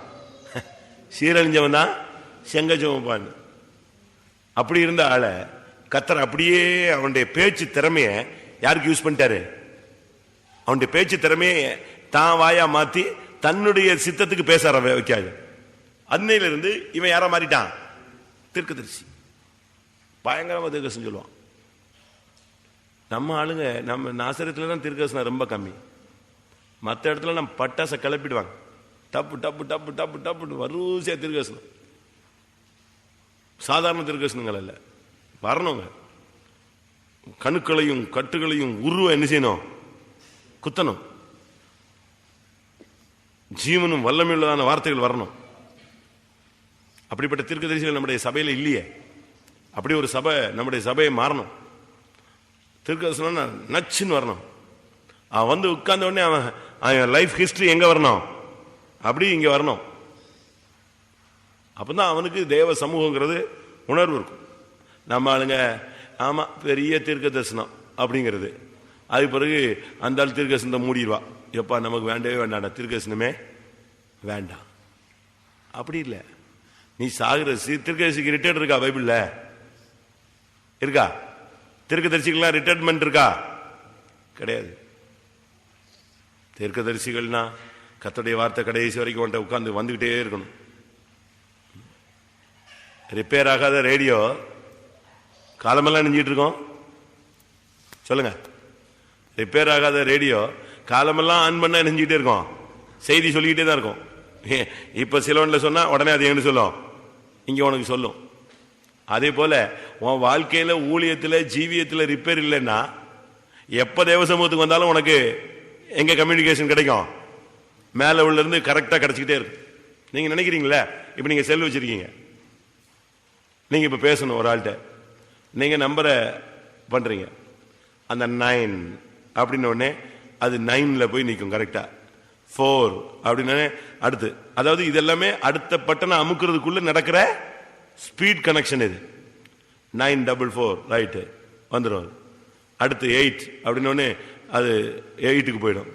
இப்படி 9 6 நம்பர் 7 நம்பர் வரும்போது அது எங்க வந்துடும், எங்க போயிட்டு வருது இந்த கனெக்ஷனு சொல்லுங்க, உங்களுக்கு எல்லாருக்கும் தெரியும்ல, சேட்டலைட்டுக்கு போகுது. நீ இருக்கிறது குச்சிக்காடா இருந்தாலும் அடிக்கிற செல்லுல இருந்து அந்த ரேஸ் உடனே சேட்டலைட் செயற்கைக்கோளுக்கு போகுது. செயற்கைக்கோளுக்கு போய் அந்த கடைசி நம்பர் வரும்போது அது யாரை தேடிடும், அடுத்து 3ஆம் நம்பர் அடிக்கணும்னா 3ஆம் நம்பர் ஆள் எங்க இருக்கானோ அங்க ரேஸ் போகுது. அடிச்ச உடனே எங்க போயிடுது, தட்டிடுது. இவ்வளவு ஸ்பீட்ல ஒரு செல்லுக்கு கனெக்ஷன் இருக்குன்னா உன் ஜபத்துக்கு கனெக்ஷன் இருக்காதே, நீ விடுற கண்ணீருக்கு கனெக்ஷன் இருக்காதே. நீ தீர்க்கதரிசியா வரணும். கர்த்தாவே நான் இன்னைக்கு போறேன், எனக்கு ஒரு வார்த்தை சொல்லுங்க, என் மூலமா நீங்க பேசணும்னா எனக்கு அதுக்கு ஒரு அபிஷேகம் தாங்க, ஒரு வெளிப்படுத்தல் தாங்க, நான் பேசுறேன். ரெடியா நீங்க போகணும். ஒரு வார்த்தை சொல்லுங்க போதும், ஹோல் சர்ச்சும் ஆடும். நான் ஒரு இடத்துக்கு போயிருந்தேன், இந்த வேர்ட் ஆஃப் கிரைஸ்ட் அப்படின்னு ஒரு புக் வருது பாத்தீங்களா, அதுக்கு ஒரு இயர் ரெண்டு மெண்டிக்கு என்னை கூப்பிட்டுருந்தாங்க. அந்த லேபர்ஸு, அந்த ஓனர்ஸு, அந்த எக்ஸிக்யூட்டிவ், இப்படி ஒரு 20 25 பேர் இருந்தாங்க. என்னை கொண்டு போய் விட்டாங்க வந்த புதுசில், நான் மதுரைக்கு வந்த புதுசில். சரின்னு போனேன், என்ன பேசணும்னு ஒன்றும் தெரில, சும்மா ஒரு ப்ரேயர்னாங்க, சரின்னு போயிட்டேன். அங்கே போய் எல்லாம் சேர்லையும் உட்காந்துருந்தாங்க, கிளையும் உட்காந்துருந்தாங்க, அப்படியே ஜெபிச்சுக்கிட்டே இருந்தேன். ஆண்டவர் சொன்னார், இந்த வருஷம் இந்த ஊழியத்தை உண்மையாக செஞ்சாங்களான்னு கொஞ்சம் கேளுனார். உண்மையாக செஞ்சுருப்பாங்களான்னு. உடனே அப்படியே ஜபத்தை கண்டக்ட் பண்ணும்போது, உண்மையா இந்த ஊழியத்தை செஞ்சவன்னு எத்தனை பேருக்கு திருப்தி இருக்கு அப்படின்ட்டு சொல்லிட்டு அப்படி விட்டேன். கொஞ்ச நேரத்தில் பார்த்தா எல்லாரும் தேம்பி தேம்பி தேம்பி தேம்பி அழ ஆரம்பிச்சிட்டாங்க. மெயின் ஆள் வரைக்கும் அழ ஆரம்பிச்சிட்டாங்க. ஐயோ கர்த்தாவே, இந்த வருஷத்துல நாங்க இந்த ஊழியத்தில் நாங்கள் அவ்வளவு உண்மை, நீங்க எதிர்பார்த்த அளவு உண்மையெல்லாம் நாங்கள் என்ன செய்யல. சரி, ஒரே வார்த்தை தான், ஒன் வேர்டு தான். அப்படி பசுமரத்தில் ஆணி அடிச்ச மாதிரி என்ன செய்யணும், பதியணும். அப்படி இருக்கா பிரசங்கில வசனம்? ஞானிகளுடைய வார்த்தை எப்படி இருக்கணும்? தாற்றுக்கோளால் 12:11 ஞானிகளின் வாக்கியங்கள் தாற்றுக்கோள்கள் போலவும் சங்க தலைவர்களால் அறையப்பட்ட ஆணிகள் போலவும் இருக்கிறது. அதனால நமக்கு இந்த நாட்கள்ல சரியான விதத்துல நம்முடைய ஆவிக்குரிய வாழ்க்கையில நம்முடைய வார்த்தைகள், தீர்க்க தரிசனம், பரத்திலிருந்து நமக்கு வார்த்தைகள் வரணுங்க. சும்மா என்னத்தையே சொல்லிட்டு கர்த்தருக்கு என் பிள்ளையே நான் உங்கள் மத்தியில் வந்திருக்கிறேன், அது நீ சொல்ல வேண்டிய அவசியமே இல்லை. நீ வந்துட்டா அவர் வந்துடுவார், அவர் வந்துட்டா நீ வந்துடுவ, அது தேவையில்லை. 4 வார்த்தை பரத்திலிருந்து வரட்டும், உள்ளத்தை உடைக்கக்கூடிய வார்த்தை. அடுத்து யாத்ராகமம் 17:12 அங்க பாத்தீங்கன்னா, மோசேயின் கைகள் அசந்து போயிற்று. அப்பொழுது ஆரோனும் ஊரும் ஒருவன் ஒரு பக்கத்திலும் ஒருவன் மறுபக்கத்திலும் இருந்து அவன் கைகளை தாங்கினார். ஊழியக்காரங்களுடைய கையை தாங்கணும், பலவீனர்களை தாங்கணும், விசுவாசத்தில் குறைவானவர்களை துரத்தக்கூடாது. பெற்றோர்கள் கை தாழும் போது பிள்ளைகள் என்ன செய்யணும், தாங்கணும். சகோதரனுடைய கை தளரும் போது இன்னொரு சகோதரன் போய் என்ன செய்யணும், சகோதரனுக்கு சகோதரன் ஒத்தாசை சொல்லி என்ன சொல்லுவானா, திடன்கொள்னு சொல்லுவானா. அப்படி ஒரு பிராக்டிஸ் நமக்கு வேணும். எப்பவுமே ஒருத்தருக்கு ஒருத்தர் என்கரேஜ் பண்ணணும். இப்போ யோவாபும் அபிசாயும் யுத்தத்துக்கு போறாங்க, தாவீதுக்காக, தமிழ் இஸ்ரவேல் ஜனத்துக்காக யுத்தத்துக்கு போறாங்க. போன இடத்துல என்ன நடந்துருச்சு, ரெட்டப்படை நிக்குது, 2 குரூப் எதிர்த்து நிக்குது. அப்ப யோவாப் சொல்றான், தம்பியை பார்த்து சொல்றான், நீ ஒரு லைன்ல வா, நான் ஒரு லைன்ல என்ன செய்றேன், வர்றேன். சப்போஸ் என் கை டவுன் ஆயிடுச்சு அப்படின்னா நீ என்ன செய்ய, எனக்கு சப்போர்ட்டுக்கு வா. உன் கை சப்போஸ் டவுன் ஆயிடுச்சு அப்படின்னா சிக்னல் கொடு, நான் வந்துடுறேன். பார்க்கலாம். கர்த்தருக்காக நம்ம என்ன செய்வோம், நிற்போம். தேவனுடைய ஜனத்துக்காக நாம் நம்முடைய சௌரியத்தை காட்டுவோம் அப்படிங்கிறான். எவ்வளவு ஒரு தெளிவான ஒரு வார்த்தை தெரியுமா? அண்ணன் தம்பி யுத்தத்துக்கு போறாங்க, தேவனுடைய ஜனத்துக்காக. யுத்தத்துக்கு போற இடத்துல அவன் சொன்ன வார்த்தை அருமையான வார்த்தை. நம்ம 2 பேரும் போவோம், வா நீ இந்த சைடு நில்லு. 2 சாமுவேல் 10 அவன் சொல்றான் 11ஆம் வசனத்துல, சீரியர் கை மிஞ்சுகிறதா இருந்தால் நீ எனக்கு உதவி செய்ய வேண்டும், அம்மோன் புத்திரர் கை மிஞ்சுகிறதா இருந்தால் நான் உனக்கு உதவி செய்ய வருவேன். தைரியமாயிரு, நாம் நம்முடைய ஜனத்துக்காக தேவனுக்காக சௌரியத்தை காட்டுவோம். எப்படி ஒரு அண்ணன் தம்பி, தம்பினா கூட பிறந்த தம்பி, அவனுக்கு ஒரு சைடுல ஃபுல் ஆர்மி லீடர், அவன் இவன் இன்னொரு சைடு லீடர். அம்மனும் சீரியாவும் 2 படை நிக்குது. இங்க இருக்கிறது என்னது, ஒரு படை. ஒரே படையை வச்சுக்கிட்டு இவங்க 2 பேர் நிக்கிறான். அப்ப சொல்றான் தம்பி சைடுல, நீ இவங்களை எடுத்துக்க, நீ நான் எடுத்துக்கிறேன், முட்டுவோம். நீ அந்த சைடுல அடி, நான் இந்த சைடுல அடிக்கிறேன். என் கை டவுன்னா நீ வந்துரு, உன் கை டவுன்னா எனக்கு சிக்னல் கொடு, நான் எங்க செஞ்சிடறேன். இதுதான் ஊழியம். அவன் சத்தா சாவுறான், அவன் பெருக்குனா பெருக்குறான், அவன் சோறு பொங்குனா பொங்குறான், அவன் துணி துவைச்சா துவைக்கிறான். இந்த வீட்டில் 2-3 பிள்ளைங்க இருந்தா அந்த வீடு குப்பையா கிடக்குமே தவிர ஏன் ஷிஃப்ட் கிடையாதுன்றான். அப்படி இருக்கக்கூடாது. ஒருத்தர் கையை ஒருவர் என்ன செய்யணும், விசுவாசத்தில் பலவீனம் உள்ளவர்களை தாங்குங்கள். நம்ம பலவீனத்தை தாங்குறோமா? அவன்கிட்ட பலன் இருக்கிற வரைக்கும் அவனை யூஸ் பண்ணுவோம். அது பிறகு அந்த ரீஃபில் போயிடுச்சுன்னா பேனாவை தூக்கி நெஞ்சிருவோம். Use and throw. முந்தி இந்த ரீஃபில் பென் கிடையாது. என்ன பென் தான் இருந்துச்சு, இங்க் பென் தான் இருந்துச்சு. அப்ப இங்க் போயிடுச்சுன்னா உடனே போய் கடையில் போய் நிற்பான். அவன் இங்க் ஃபில்லரை வச்சுட்டு 5 பைசாக்கு சர்றன்னு ஒரு ஆளுமைக்கு கொடுப்பான், இவன் தூக்கிட்டு போவான். அப்படித்தானே? கரெக்ட் தானே நான் சொன்னது? நீங்கள்லாம் இந்த அந்த காலத்துலேயும் இருந்தீங்க, இந்த காலத்துலேயும் இருந்தீங்க. இப்போ அப்படி கிடையாது. எழுதி முடிஞ்சு எப்படி பாப்பா, ரீஃபில்ல ஒன்றும் இல்லை, தூக்கி போடு, அடுத்த பேனா. அப்படி செய்யக்கூடாது. யாராவது பலவீனப்பட்டாங்க, அப்பா அக்கா பலவீனப்பட்டா, தம்பி பலவீனப்பட்டான், அண்ணன் பலவீனப்பட்டான்னா ஒருத்தர் என்ன செய்யணும், சப்போர்ட் பண்ணணும். நீங்க அப்படி செஞ்சிருக்கீங்களா? மோசேயினுடைய கை தளர்ந்து போன உடனே அந்த இடத்துக்கு யாரு வந்துட்டா, ஆரோன் ஓடி வந்துட்டான். ஊருங்கிற ஒரு ஆளையும் கூப்பிட்டுக்கிட்டு வந்துட்டான். நீ அந்த கையை தூக்கு, நான் இந்த கையை தூக்குறேன், வின் பண்ற வரைக்கும் விட வேண்டாம். இவரும் டயர்ட் ஆயிட்டாரு, நம்ம நின்று சாதிச்சிருவோங்களா? சப்போர்ட் பண்ணுவீங்களா? நீங்க சொல்லுங்க, சப்போர்ட் பண்ண முடியுமா? ஏசு சிலுவை சுமந்து கொண்டு வருகிறார். இப்ப உங்களை சொன்னா, ஐயோ நான் ஓடி போய் சிலுவை வாங்கிடுவேன் அப்படிம்ப, வாங்கிடுவேன் நீ? சிறியனை ஒரு ஆளாக்கிய சீமோன்னு ஒரு ஆள் வந்தான். அவனை பிடிச்சி அடிச்சு சிலுவை தூக்கி வச்சாங்க. அவன் எனக்கு தெரியவே தெரியாது, எனக்கு வேண்டவே வேண்டான்னா. யாரு? அந்த சிலுவையை சுமக்கும்படி அவனை பலவந்தம் பண்ணினார்கள் பைபிள் இருக்கு. பேதுருவை கேட்டா ஆளைய காணோம். யோவான் மார்புல மட்டும் தான் செய்வார், சிலுவை சுமக்க வரமாட்டார். நன்மை இருந்தா வருவான் சபைக்கு, பாடுகள் இருந்தா வரமாட்டான். பைத்தம்ல இன்னைக்கு வேலை, எனக்கு ரொம்ப பிஸி. திருப்பி இங்க வியாதியா வந்து இங்க படுத்திருந்தா உனக்கு எவன் ஜெபம் பண்ணுவான்?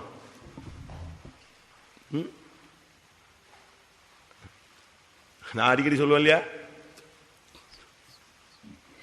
லாசர் வீட்டுக்கு ஏசு போனாரு, அவனை காணும். அடுத்த லாசர் சிக்குனாரு, ஏசுவை காணும். அப்படித்தானே? லாசர் வீட்டுக்கு ஏசு போனா லாசருவை காணும், ஓடி போயிட்டான், எங்கிட்ட ஊர் சுத்த போயிட்டான். இப்ப லாசருவுக்கு சிக்கு, யாரை காணும்? ஏசுவை காணும். அவர் ஊழியத்துக்கு போய்விட்டார். சிக்கு வரல, சீரியஸ் வரல, செத்துட்டான் வரல, அடக்கம் பண்ணிட்டான் வரல. இப்படிதான் வரும். நீ எந்த அளவின்படி அளக்கிறாயோ அந்த அளவின்படி தான் உனக்கு அளக்கப்படும். ஒரு சிலர் ஜெபத்தில் பலவீனப்படுவாங்க, நீங்க ஜெபிச்சு உதவி செய்யணும். சரீரத்தில் பலவீனப்படுவாங்க, நீங்க வேலை செஞ்சு அவங்களுக்கு என்ன செய்யணும்? உதவி செய்யணும். அப்படித்தான் நம்முடைய பிராக்டிஸ். தாவீது ஒரு இடத்துல விடாய்த்து போய்விட்டான். இந்த அபிசாய் ஓடி வந்தான். இந்த அபிசாய் ஓடி வந்து தாவீதுக்காக இஸ்பிப்பனை அப்ப வெட்டி கொன்னான். இல்லைன்னா தாவீது அன்னைக்கு நெஞ்சது இஸ்ரவேலின் விளக்கு அணைஞ்சு போயிருக்கும். நீங்க ஒருத்தருக்கு ஒருத்தர் ஒத்தாசை செய்யலைன்னா திருப்பி நாங்க பிரதர்ஸ் சிஸ்டர்ஸ் பரலோகத்தில் சீயோன்ல ஒரே இடத்துக்கு போறோம். எந்த ஒரே இடத்துக்கு போவ? எருசலேமில் ஒரு இடத்துக்கு போயிடுவியா? ஒருத்தருக்கு ஒருத்தர் ஒத்தாசை கொடுக்கலன்னா என்ன பிரயோஜனம்? நல்லா கவனிச்சுக்கோங்க, சத்தியத்தை தெளிவா நீங்க விளங்கிக்கணும். மோசே ஆரோனுடைய தன்மை என்னன்னா, அந்த இடத்துல நேர போய் இவ்வளவுக்கும் ஆரோனுக்கு மோசே யாரு சொல்லுங்க? சீனியரா, ஜூனியரா, அண்ணனா, தம்பியா? மோசேக்கு ஆரோன் யாரு? அண்ணன், வயசுல மூத்தவன். ஆனா போஸ்டிங்ல யாரு லீடிங்ல இருக்கிறது? தம்பி. தம்பியினுடைய கையை அசந்த உடனே அண்ணன் ஆமா அப்படிலாம் போல ஓடி போய் என்ன செஞ்சான்? அவனுடைய வெளிச்சம் என்ன தெரியுமா? நம்முடைய ஜனம் தோத்துறக்கூடாது, ஊழியம், அந்த மைண்ட்ல நீ போகணும். அண்ணன் தம்பிங்கிற ஒரு விகற்பமான எண்ணம் இருந்துச்சுன்னா நீ போய் தூக்க மாட்ட, கை தூக்க மாட்ட. என்ன வரணும்? நம்முடைய ஜனம். அவன் சொல்றான் பாருங்க, அந்த 2 சாமுவேல்ல யோவாப் சொல்லுவான், வா நம்முடைய தேசத்துக்காகவும் நம்முடைய ஜனத்துக்காகவும் நம்ம என்ன செய்வோம்? நம்முடைய சௌரியத்தை காட்டுவோம். தைரியமா இரு. நம்முடைய ஜனத்திற்காகவும் நம்முடைய தேவனுடைய பட்டணங்களுக்காகவும் சௌரியத்தை காட்டுவோம், தாவீதுக்காக அல்ல. அதனால தயவு செய்து நீங்க ஒருத்தர் கையை ஒருத்தர் தாங்கணும். அப்படி தாங்காத பட்சத்தில் நீ துரோகியா போயிடுவ. அடுத்து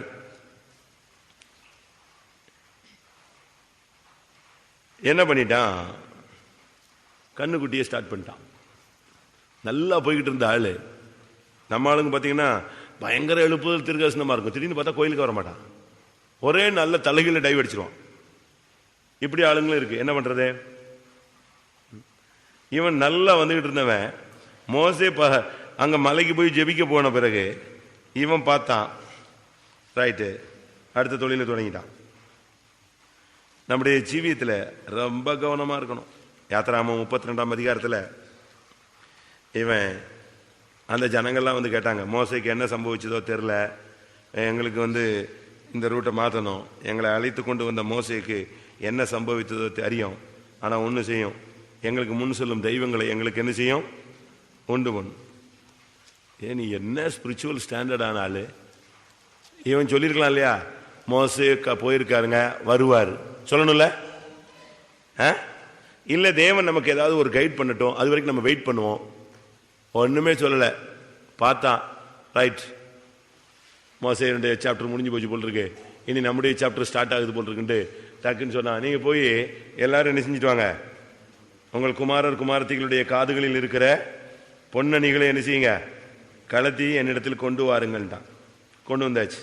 கொண்டு வந்த உடனே ஸ்டார்ட் பண்ணிட்டானே, சிற்ப கருவியினால் பிடித்து ஒரு கன்று குட்டியை.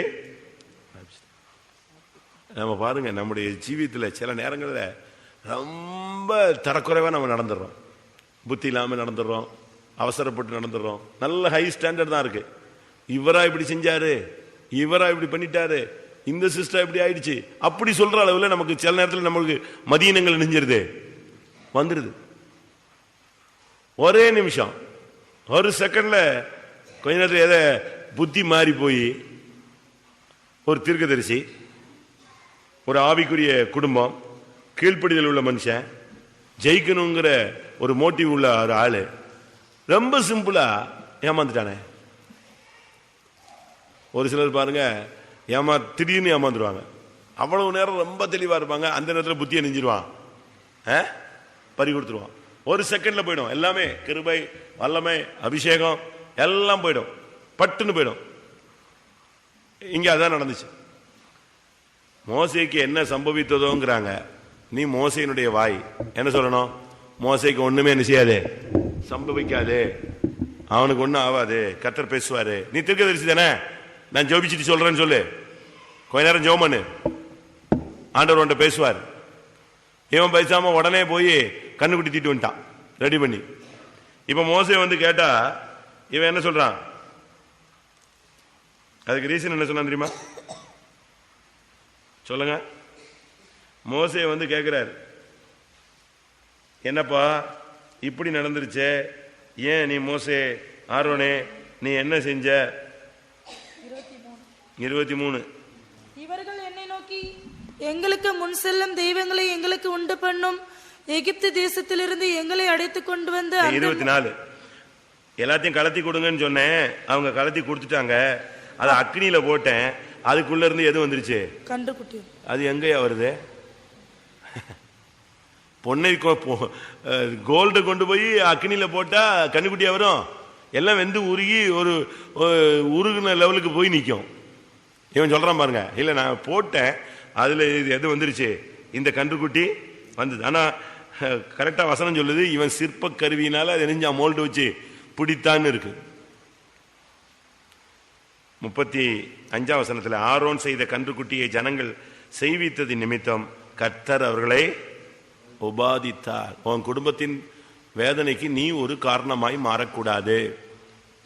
உன் வியாதிக்கு நீயே ஒரு காரணமா மாறக்கூடாது. உன் பிள்ளைகளுடைய தடைகளுக்கு நீ ஒரு காரணமாக அமையக்கூடாது. நீயே குற்றவாளியாக மாறிடக்கூடாது. உன் ஜீவியம் நஷ்டப்படுறதுக்கோ உன் ஊழியம் நஷ்டப்படுறதுக்கோ உன் புத்தியினமே ஒரு காரணமாக என்ன செய்யக்கூடாது? அமைய கூடாது. அப்படி அமையும் போது நம்முடைய ஜீவியத்தில் நாம் தோற்று போவோம். இன்னைக்கு எத்தனை தரம் நாம் இப்படி பொய் சொல்லியிருக்கோம்? பொய். அது எப்படி? மோசையிட்ட போய் சொல்றான், இல்ல நான் அதை அக்னியில போட்டேன், நான் வாங்கினதெல்லாம் உண்மைதான், ஆனா அக்னியில போட்டேன், எது வந்துருச்சு? கண்ணுக்குட்டி நடந்து வெளியே வந்துருச்சு. வருமா அப்படி? உங்க வீட்டில் வேணா நைட்டு போய் செக் பண்ணி பாருங்க. வந்துருமா? வராது. இவன் பண்ண சேட்டையில மோசே எதை உடைச்சுட்டான்?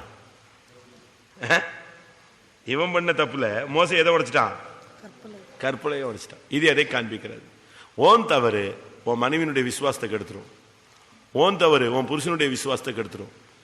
வாலிப பிள்ளைங்க ரொம்ப கவனமா இருக்கணும். நீங்க பல்ல காட்டுறது, சிரிக்கிறது, அங்க லெட்டர் கொடுக்கறது, இங்க போறது, அங்க வர்றது, பையங்க பொண்ணுங்க ஏதாவது தப்பு பண்ணும்போது இது யாருடைய விசுவாசத்தெல்லாம் கவுத்திரும்? பேரண்ட்ஸுடைய மான மரியாதை எல்லாம் போய் அவன் பைபிள் எல்லாம் தூக்கி போட்டு போயிடுவான்.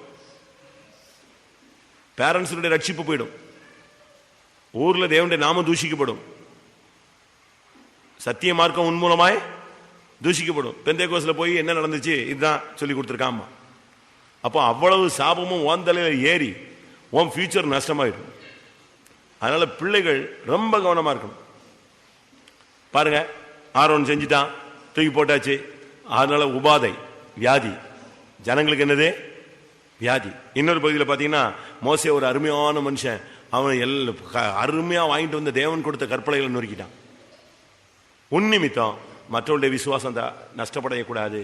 உன் இச்சை, உன் ஆசைகள், உன்னுடைய தாறுமாறான எண்ணங்களுக்கு விசுவாச ஜீவியத்தை பலியாக என்ன செய்யக்கூடாது? கொடுக்க அனுமதிக்க கூடாது. எத்தனை விசுவாசிகள் குடும்பத்தில் பிள்ளைங்க தப்பு செஞ்சதுனால சபையை விட்டு வெளியே போயிருக்காங்க தெரியுமா? பையங்க தவறு செஞ்சதுனால சபையை விட்டு வெளியே போயிருக்காங்க தெரியுமா? சபைக்குள்ள வரக்கூடாதுன்னு எத்தனை குடும்பங்கள்ல வெளியே துரத்தப்பட்டிருக்கு தெரியுமா? வெக்கப்பட்டு வராம போனவங்க எத்தனை பேர் தெரியுமா? தான் பிள்ளைகள் செஞ்ச தப்புனால. ஒரு சகோதரன், அவங்க மனைவி எப்படியாவது இவரை ரட்சிப்புகளை கொண்டு வந்துடணும்னு அப்பப்போ ஊழியக்காரங்கிட்ட கொண்டு வந்து ஜெபிக்க வைப்பாங்க. யார? இந்த புருஷனை. அவரும் முதல்ல வரமாட்டேன்னு சொல்லி இந்துல தீவிரமா இருந்த ஆளு கொஞ்சம் கொஞ்சமா எங்க வர ஆரம்பிச்சிட்டாரு. ஊழியக்காரங்க போனா விஷ் பண்ணுவாரு, வீட்டில் போனா ஏத்துக்குவாரு, நீங்க ஜெபிச்சுட்டு போங்கன்னு சொல்லுவாரு. தேவைப்பட்டா கோயிலுக்கு எப்பமாவது வருவாரு, இவங்களை விட்டுட்டு போவாரு, வந்து கூட்டு போவாரு. நல்ல ஒரு புருஷனா. இன்னும் கொஞ்ச நாள் விட்டா யாராயிருவாரு? யாராயிருவாரு? ஒரு நல்ல பிலீவர் ஆயிடுவார். இந்த கண்டிஷன்ல அவங்களுக்கு ஒரே ஒரு பொண்ணு. அது சபையில பயங்கரமா தீர்க்கதரிசனம் சொல்லும். போட்டு குதிப்பா, பயங்கரமா அபிஷேகத்தின் நிரம்புவா, தீர்க்கதரிசனம் சொல்லுவா. நல்லா தான் இருந்துச்சு. திடீர்னு பாத்தீங்கன்னா யாருக்குமே தெரியாது, ஒரு பையனோட தொடர்பு வச்சுட்டு வெளியே போயிடுச்சு. அந்த ஏரியாவில் உள்ள ஒரு பையனோட ராங் கனெக்ஷன் போயிடுச்சு. அத்தோட அந்த தகப்பன் என்னவோ என் பிள்ளை தீர்க்கதரிசனம் என்னவோ ஆவியானவர் பேசினார், கர்த்தர் பேசினார்னு சொன்னேன். ரொம்ப ஸ்பிரிச்சுவலா இருக்கா, என்னவோ ஆன்மீகத்துல கரை கடந்து போயிட்டான்னு சொன்னேன். இந்தா முடிஞ்சுதா, வேற எடுத்தாச்சா?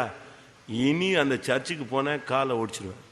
அட்டி மனைவியை போட்டு கொல்லு கொல்லு கொல்லு. ஏன்னா அந்த பிள்ளை ஓடிப்பிச்சு. அந்த பிள்ளை ஓடிப்பிச்சு அவங்க கூட. அவளுக்கு அவ ஆசை இச்சைய பொல்லாத ஆவி தூண்டி அவளை இழுத்துட்டு போயிடுச்சு. அதோட அவ புருஷன் அவன் ஒரு இந்து, அவன் கோயிலுக்கு போகக்கூடாதுட்டான். கல்யாணம் கட்டுற வரைக்கும் உன்னை கோயிலுக்கு அனுப்புவேன்னா இவ போய் அவங்ககிட்ட ஓடி போய் சரண்டர் ஆனாலா, அவன் அவளை கோயிலுக்கு போடுறான. இங்க இந்த அம்மாவுக்கு அடி. நான் சொல்றேன், இப்போ அந்த புள்ள கல்யாணம் கட்டி 23 வருஷம் ஆச்சு. இது வரைக்கும் அந்த பொண்ணை வீட்டுக்குள்ளேயும் விடலை, இது வரைக்கும் அந்த அம்மாவை கோயிலுக்கும் விடலை. புரியுதா நான் சொன்ன பாயிண்ட்? கரெக்டா புரியுதா? அந்த புருஷன் இது வரைக்கும் அவர் கோயிலுக்கு வந்தது கிடையாது. அந்த அம்மாவை அட்டின்னு அடிச்சு கோயிலுக்கே இது வரைக்கும் அனுப்பல. அதே மாதிரி அவ அங்க போய் சேர்ந்தால ராணி, மகாராணி. அங்க போனா அவன் உன்னைய பெந்தேகோஸ்துக்கு அனுப்புவேன் ஆய் போயின்னா, கல்யாணம் கட்டின உடனே மரியாதையா வீட்டில் உட்காருடின்னு சொன்னான். அது இது வரைக்கும் அதோட அது சொல்லி முடிஞ்சது ரட்சிப்பு. எதுக்கு? உன்னுடைய ஒரு தவறு, ஆரோன் செஞ்ச கன்றுக்குட்டினால ஒன்னு வியாதி, ரெண்டாவது மோசே, அருமையான மோசே எதை உடைச்சிட்டான்? கற்பனையில உடைச்சிட்டான். ஒன் நிமித்தம் புருஷன் மனைவி மற்றவருடைய விசுவாசம் உடஞ்சு போக கூடாது, குட்டிச்சோராயிடக்கூடாது. கவனமா இரு, பொய் சொல்லாத. நான் அப்படி செஞ்சேன், இப்படி செய்யவே இல்லை, நான் அங்க போகவே இல்லை, இங்க நிக்கவே இல்லை, அப்படிலாம் சொல்லக்கூடாது. உண்மைன்னா உண்மை சொல்லு. நான் இனிமே செய்ய மாட்டேன்னு தீர்மானப்படு. இந்த ராபோஜனத்தோட உன் லைஃப்ல நெஞ்சிடணும், மாற்றம் உண்டாயிடும். அடுத்து அவனை கர்த்தர் ஆசாரியனாய் மாத்தினார். எப்படி மாத்திட்டாரு? ஒரு சாதாரண மனுஷன் செங்கல் சுமந்துக்கிட்டு இருந்தவனை தீர்க்கதரிசியா மாற்றி, அவன் ஆரோனுக்கு மோசைக்கு வாயாய் மாற்றி, மோசையினுடைய கைகளை தாங்கக்கூடியவனாய் மாற்றி அருமையா தூக்கி கொண்டு வந்து அவனை யாரா மாத்தினாரு? இவனுடைய வாழ்வில் தோல்விகள் வந்தாலும் ஆண்டவர் தன்னுடைய திட்டத்தை மாற்றாம அவனை என்ன செய்யறாரு? ஆனால் இந்த பாயிண்ட நல்லா புரிஞ்சுக்கோங்க. நம்முடைய வாழ்வில் எவ்வளவு குற்றம் இருந்தாலும் அவர் அந்த அழைப்பை நிறைவேற்றலாம் கவனமா இருக்கிறாரு. புரியுதா? இவன் தோற்று போயிட்டான், ஆனா இவ்வளவு சேட்டை பண்ணவனை கர்த்தர் எப்படி மாத்திட்டாரு? ஆசாரியனாய் மாற்றினார். நமக்குள்ள தோல்வி ஒரு பகுதியில் நடக்கும், ஆண்டவருடைய கிரியை இன்னொரு பகுதியில் நடக்கும். ஒரு பகுதியில் அடி வாங்கிட்டே இருக்கும், ஒரு பகுதியில் ஜெயம் கிடைச்சுக்கிட்டே இருக்கும். எழுத்தின் பிரகாரமான ஆசீர்வாதம் போகும், விசுவாசம் வளர்ச்சி அடையும். நீங்க இந்த விஷயத்துல ரொம்ப கவனமா இருக்கணும். ஆண்டவர் பாருங்க, அவனை ஆசாரியனாய் மாற்றினார். ஆனா பிள்ளைகளை வளர்க்கும் விஷயத்துல அவன் அவ்வளவு சரியான விதத்துல கொண்டு வரல. ஆரோன் தான் வல்லமையான மனுஷன் தான், கர்த்தர் அவனை ஆசாரியனாய் மாற்றினார். அவனுடைய பிள்ளைகளையும் ஆசாரியனாய் மாற்றினார். லேவியராகமம் 10ஆம் அதிகாரத்தில் பார்க்கும் பொழுது 1ஆம் வசனத்துல, பின்பு ஆரோனின் குமாரராகி நாதாபும் அபியும் தன் தன் தூப கலசத்தை எடுத்து அவைகளில் அக்கினியும் அதின் மேல் தூப வர்க்கத்தையும் போட்டு கர்த்தர் தங்களுக்கு கட்டளையிடாத அந்நிய அக்கினியை அவருடைய சந்நிதியில் கொண்டு வந்தார்கள். அப்பொழுது அக்கினி கர்த்தருடைய சந்நிதியில் இருந்து புறப்பட்டு அவர்களை பட்சித்தது. அவர்கள் கர்த்தருடைய சந்நிதியில் செத்தார்கள். அவங்க ரெண்டு பேரும் அந்நிய அக்கினியை போட்டாங்க. கர்த்தர் தங்களுக்கு கட்டளையிடாத அந்நிய அக்கினியை அவருடைய சன்னிதானத்தில் கொண்டு. பிள்ளைகளை கரெக்டா ஜபம், ஊழியம், பைபிள் ரீடிங், விசுவாசம், பரிசுத்தவான்கள், பரிசுத்த ஜீவியம் கரெக்டா கொண்டு போகணும். கொஞ்சம் ரூட்டை மாற்ற விட்டீங்கன்னா அவங்க எதை கொண்டு வந்து உள்ள விட்டாங்க? அந்நிய அக்னியை கொண்டு வந்து உள்ள விட்டான். கடைசியில் சாவு யாருக்கு? பெத்து வளர்த்து இத்தனை வருஷம் இருந்த அந்த பிள்ளை நெஞ்சிருச்சு. 2 பேரு ஒரே நாள்ல கர்த்தருடைய சந்நிதியில நியாய தீர்ப்புல செத்தான். நல்லா கவனிச்சுக்கோங்க. நம்முடைய வாழ்க்கையில அப்படி ஒரு ஜீவியத்தில் நம்முடைய பிள்ளைகளை அனுமதிக்க கூடாது. பிள்ளைங்க லேசா மாறுதா, தம்பி இது கர்த்தருக்கு பிரியம் இல்லை, இது அந்நிய அக்கினி, அதை கொண்டு வராத, செத்து போயிடுவ. சபைக்குள்ளதான் நீ இருக்கிற, ரொம்ப கவனமா இரு. அடுத்து என்னாகுமோ 12:1 பாத்தீங்கன்னா, இவனும் அவங்க அக்காவும் உட்கார்ந்து, அக்காவும் தம்பியும், அதாவது மோசையினுடைய அக்காவும் அண்ணனும் சேர்ந்து உட்கார்ந்து எதை பேச ஆரம்பிச்சிட்டாங்க? எத்தியோப்பிய ஸ்திரியை மோசே எப்படி விவாகம் பண்ணலாம். அதாவது நான் ஒன்று சொல்றேன், கர்த்தர் மன்னிச்சிட்ட பிறகு அந்த குற்றத்தை நீங்க என்ன செய்யக்கூடாது? பேச. நம்ம நாசரேத்தினுடைய பெரிய டிராபேக்க சொல்றேன். பிரதர் இவங்க யாரு? அவங்களா? அந்த பொண்ணு ஓடி போனா பாத்தீங்களா, அவங்க அப்பா. அப்படியா நீ சொல்லி கொடுப்ப? எந்த விசுவாசி, நான் உங்க எல்லாருக்கும் டோட்டலா அடிக்கிறேன், எல்லா விசுவாசிகள்ட்டையும் நீங்க யாரு, நான் இங்க சென்சஸ் எடுத்து பார்த்ததில்ல, ஒரு விசுவாசித்த ஒரு ஆளை பத்தி சொன்னா உடனே அவன் பயோடாட்டாவை சொல்லி தான் நீங்க சொல்றீங்க. இதுதான் சபை வளர்ச்சி அடையாததுக்கு காரணம். எழுதி வச்சுக்க. அவ நீங்க சொல்ற குற்றச்சாட்டை ஏற்கனவே அறிக்கை செஞ்சு நெஞ்சிருப்பாங்க. சொல்லுங்க, மன்னிப்பு கேட்டிருப்பாங்க. கத்தாவே என் பிள்ளை இப்படி பண்ணிட்டான், அந்த பொண்ணு ஆண்டவரே நான் இப்படி பண்ணிட்டேன், ஐயா நான் பண்ணிட்டேன், அந்த பையன் மன்னிப்பு கேட்டிருப்பான். ஆண்டவர் மன்னிச்சுட்டு இருப்பாரு, க்ளோஸ் பண்ணிட்டார். நீ இப்ப ஃபைலை ஓபன் பண்ற. இந்த எத்தியோப்பிய ஸ்திரியை கல்யாணம் கட்டினது, மோசே கல்யாணம் கட்டினது எப்போ சொல்லுங்க? 40 வருஷத்துக்கு முன்னால. 40 வருஷத்துக்கு முன்னால நடந்த சம்பவத்தை அதுக்கு பிறகு கர்த்தரவனை அழைச்சி அற்புத காட்சியை கொடுத்து அவனை கொண்டு வந்து பார்வோனையை அசைச்சு எகிப்தியை நொறுக்கி அற்புதங்களை செய்து செங்கடலை பிளந்து வனாந்திரத்தில் மன்னா கொடுத்து சீனாயில பிரமாணங்களை கொடுத்து அட்டகாசமா கொண்டு வந்துட்டு இருக்கான். இப்ப வாய் பேசுறதுக்கு சப்ஜெக்ட் இல்லைன்னு எதை பேசுறான் இவன்? நம்மாளு ஆரோனும் மிரியாம உட்கார்ந்து என்னதான் இருந்தாலும் அந்நிய பெண்ணை கட்டினது தவறுதான், அவ்வளவுதான். பட்டிமன்றமா நீ வைக்கிற? ஒருத்தன் செஞ்ச தப்ப கத்தர் மன்னிச்சு அங்கீகரிச்சு க்ளோஸ் பண்ணி ஏத்துக்கிட்ட பிறகு அவன் கத்தரே மன்னிச்சுட்டு போன கதையை நீ இங்க உட்காந்துட்டு கணக்கு போட்டுட்டு இருக்கிற? பேசவே கூடாது. அந்த சப்ஜெக்ட் பேசுனதுனால மிரியாம் யாரா மாறிட்டா? குஷ்டரோகியா மாறினா. தேவன் மன்னிச்சதை நீ பேசக்கூடாது. நான் சொல்றது கரெக்ட் தானா? என்னைக்கும் அவன் மன்னிப்பு கேட்டாங்க, முடிஞ்சு போச்சு.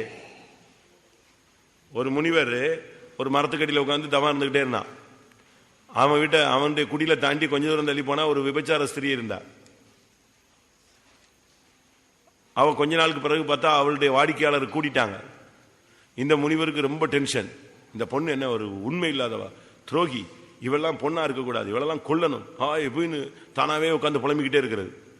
அது பிறகு ஒரு குறிக்கப்பட்ட காலத்துக்கு பிறகு அவ லைஃப் அந்த ஸ்டைல் அப்படியே போயிடுச்சு. இவன் சாமியார் உட்காந்துக்கிட்டு டெய்லி எத்தனை பேர் வர்றாங்கன்னு நினைச்சது. யாராவது அந்த இடத்த தாண்டி போனா ஒரு கல்லை எடுத்து வைக்கிறது.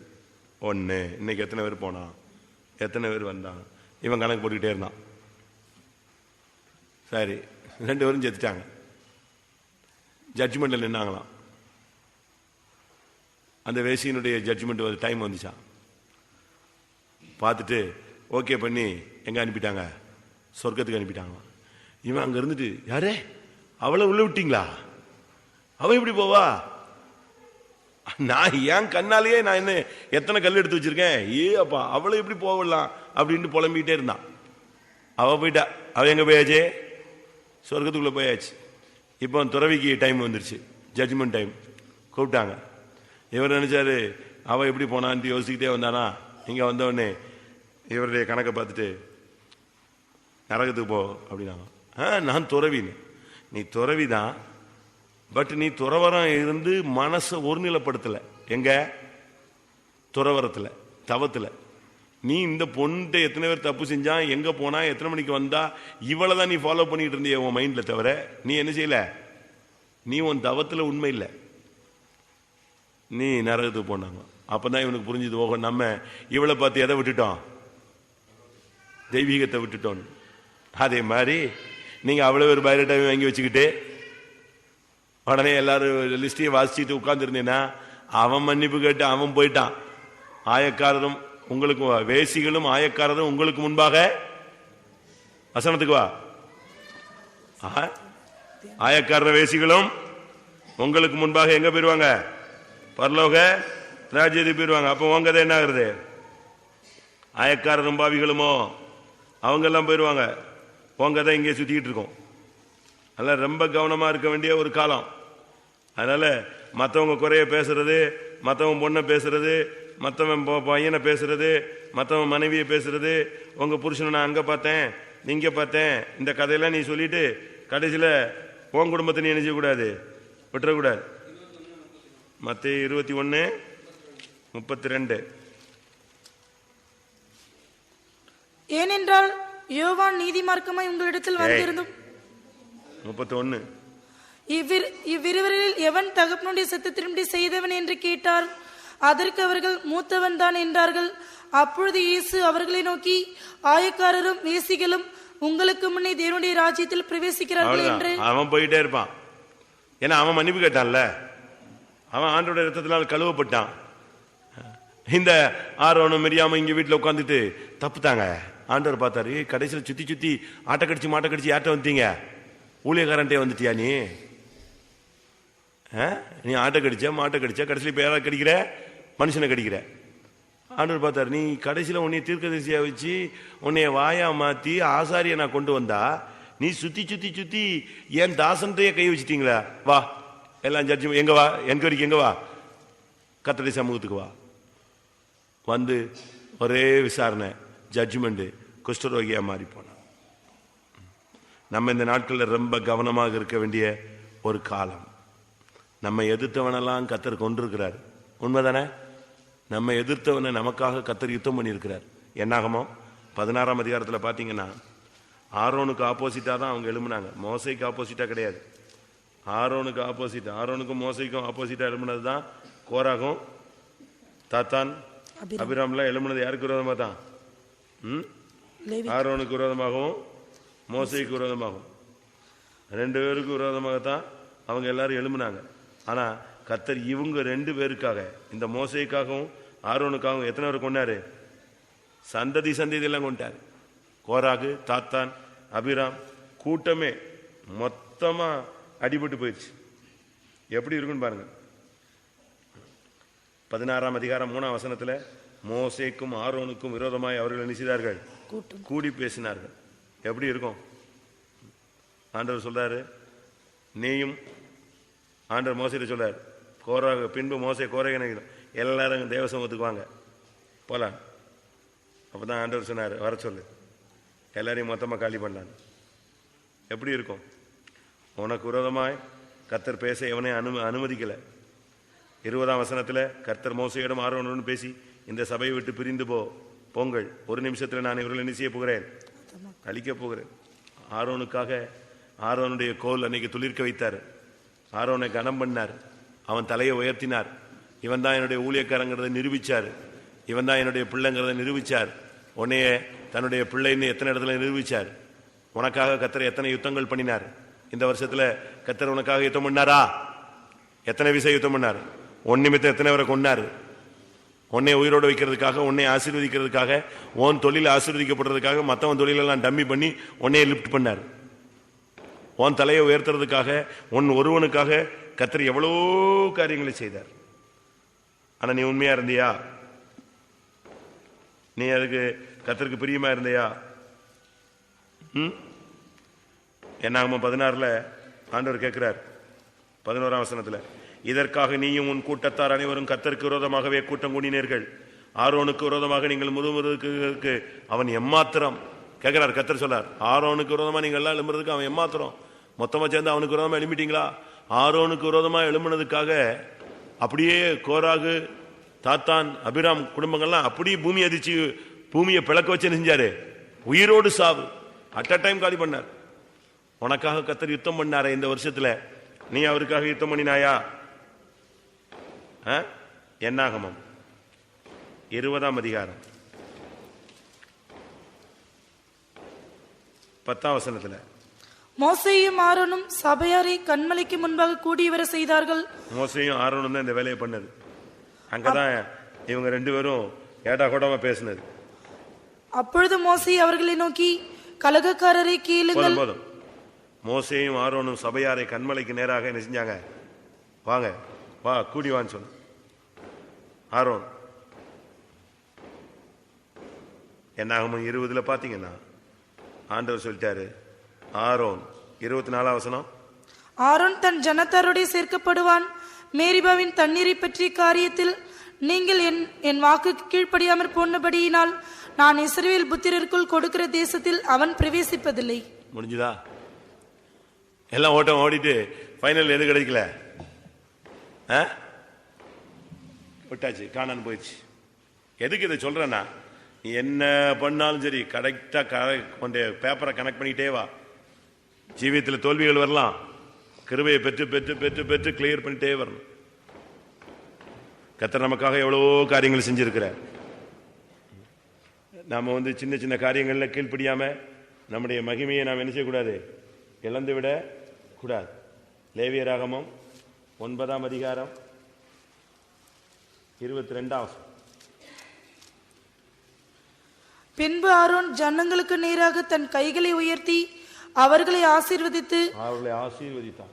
23. பின்பு மோசேயும் ஆரோனும் ஆசரிப்பு கூடாரத்துக்குள் பிரவேசித்து வெளியே வந்து ஜனங்களை ஆசீர்வதித்தார்கள். அப்பொழுது கர்த்தருடைய மகிமை சகல ஜனங்களுக்கும் காணப்பட்டது. 2 பேரும் ரொம்ப ஒரு மனமா இருந்தவங்க. நமக்குள்ள ஒரு மனம் இருக்கா? ஒரு வீட்டில் புருஷன் மனைவி ஒரு மனம் இல்லை, 2 பிள்ளைங்க ஒரு மனம் இல்லை, ஒரு சபையில் ஒரு 40 விசுவாசிகள் ஒரு மனம் இல்லை. என்ன பிரயோஜனம்? ஒரு மனம் இருந்தால் 2 காரியம் நடக்கும். நீங்க ஆசீர்வதிப்பீங்க மற்றவங்களை. 2வது, ஒரு மனம் இருந்தா அங்க கர்த்தருடைய மகிமை காணப்படும். மோசேயும் ஆரோனும் ஜனங்களை ஆசரிப்பு கூடாரத்தில் பிரவேசித்து வெளியே வந்து ஜனங்களை என்ன செய்தார்கள்? ஆசீர்வதித்தார். 2 பேரும் ஒருமித்து போறான். ஒரே இடத்துல ஆராதனை பண்றீங்க, ராபோஜனம் எடுக்கிறீங்க, ஆனா ஒரு மனம் இருக்கா? சொல்லுங்க. அங்க பைபிள் சொல்லுது, மோசேயும் ஆரோனும் ஆசரிப்பு கூடாரத்துக்குள் பிரவேசித்தார்கள். இப்ப வெளியே வந்து ஜனங்களை என்ன செஞ்சாங்க? ஆசீர்வதிச்சாங்க. அடுத்து உடனே கர்த்தருடைய மகிமை ஜனங்களுக்கு காணப்பட்டது. நீ ஒருமித்து கர்த்தருடைய சன்னிதானத்துக்கு போ. டெய்லி ஜபத்துக்கு ஒரு மனதோடு போங்க. புருஷனும் மனைவியும் பிள்ளைகள் ஊழியக்காரங்களும் விசுவாசிகள் எல்லாம் ஒரு மனதோடு போங்க தேவனுடைய சமூகத்துக்கு. வெளியே வந்து ஆசீர்வதிங்க. உங்களுக்கு ஜனத்தை ஆசீர்வதிக்க தெரியுதா? சபிச்சிடுறீங்கல்ல. பையனை தாம் பிள்ளையவே சபிக்கிறாங்க, நீ நல்லா இருக்க மாட்டேன். புருஷன் ஏதாவது பண்ணிட்டா நீ திரும்பி வர மாட்டாங்குது. திரும்பி வரலன்னா நீ காலத்துக்கு நீ விதவைங்கிறது மறந்துடக்கூடாது இல்லையா? பிள்ளைகளை சபிக்கிறது, புருஷனை சபிக்கிறது, மனைவியை சபிக்கிறது, ஊழியக்காரங்க சிலர் விசுவாசிகளை போட்டு சபிச்சிடுறது. சபி அந்த ஜனத்தை சபிச்சுட்டு அந்த ஜனத்துக்கு திருப்பி பிரசங்கம் பண்ணிட்டு அந்த ஜனம் வீட்டில் போய் காப்பி குடிச்சிட்டு வர்றதா? எப்படி? அது தப்பு. கான்செப்டே தப்பு. ஆரோனை தேவன் தெரிஞ்செடுத்ததுக்கு மெயின் ரீசனை பத்தி பல இடங்கள்ல பேசுறார். அதுல ஒண்ணு என்னது? ஜனத்தை ஆசீர்வதி. இன்னொரு இடத்துல வாசிங்க பார்க்கலாம். எதுக்காக அவர்களை தெரிந்தெடுத்தார்? எனக்கு அந்த வசனம் ஞாபகம் இல்லை. ஆரோனை தெரிந்து கொண்டதுக்கு பழைய ஏற்பாட்டில் பல இடங்கள்ல வசனம் இருக்கு. ஜனங்களை ஆசீர்வதிக்க கர்த்தர் அவர்களை தெரிந்து கொண்டார். ஜனத்தை ஆசீர்வதிக்கிறது தான் நம்முடைய ஊழியம். ஜனத்தை டைம் கிடைச்சதுன்னு போட்டு தாளிக்க கூடாது. நீ அவனை சபிச்சுட்டு நமக்கு என்ன கிடைக்க போகுது? அவன் ஏதாவது விடுதலை கிடைக்குமான்னு வருவான். நீ சாகவே சாவாய். அவன் பார்ப்பான், ரைட்டு நம்ம இன்னைக்கு வந்தது பெரிய தப்பு, தேவ சமூகத்தில் வந்தது தவறா போச்சுமா. அதனால நாம் இந்த நாட்களில் ரொம்ப கவனமா இருக்கணும். பல இடங்கள்ல அப்படி வசனம் உண்டு.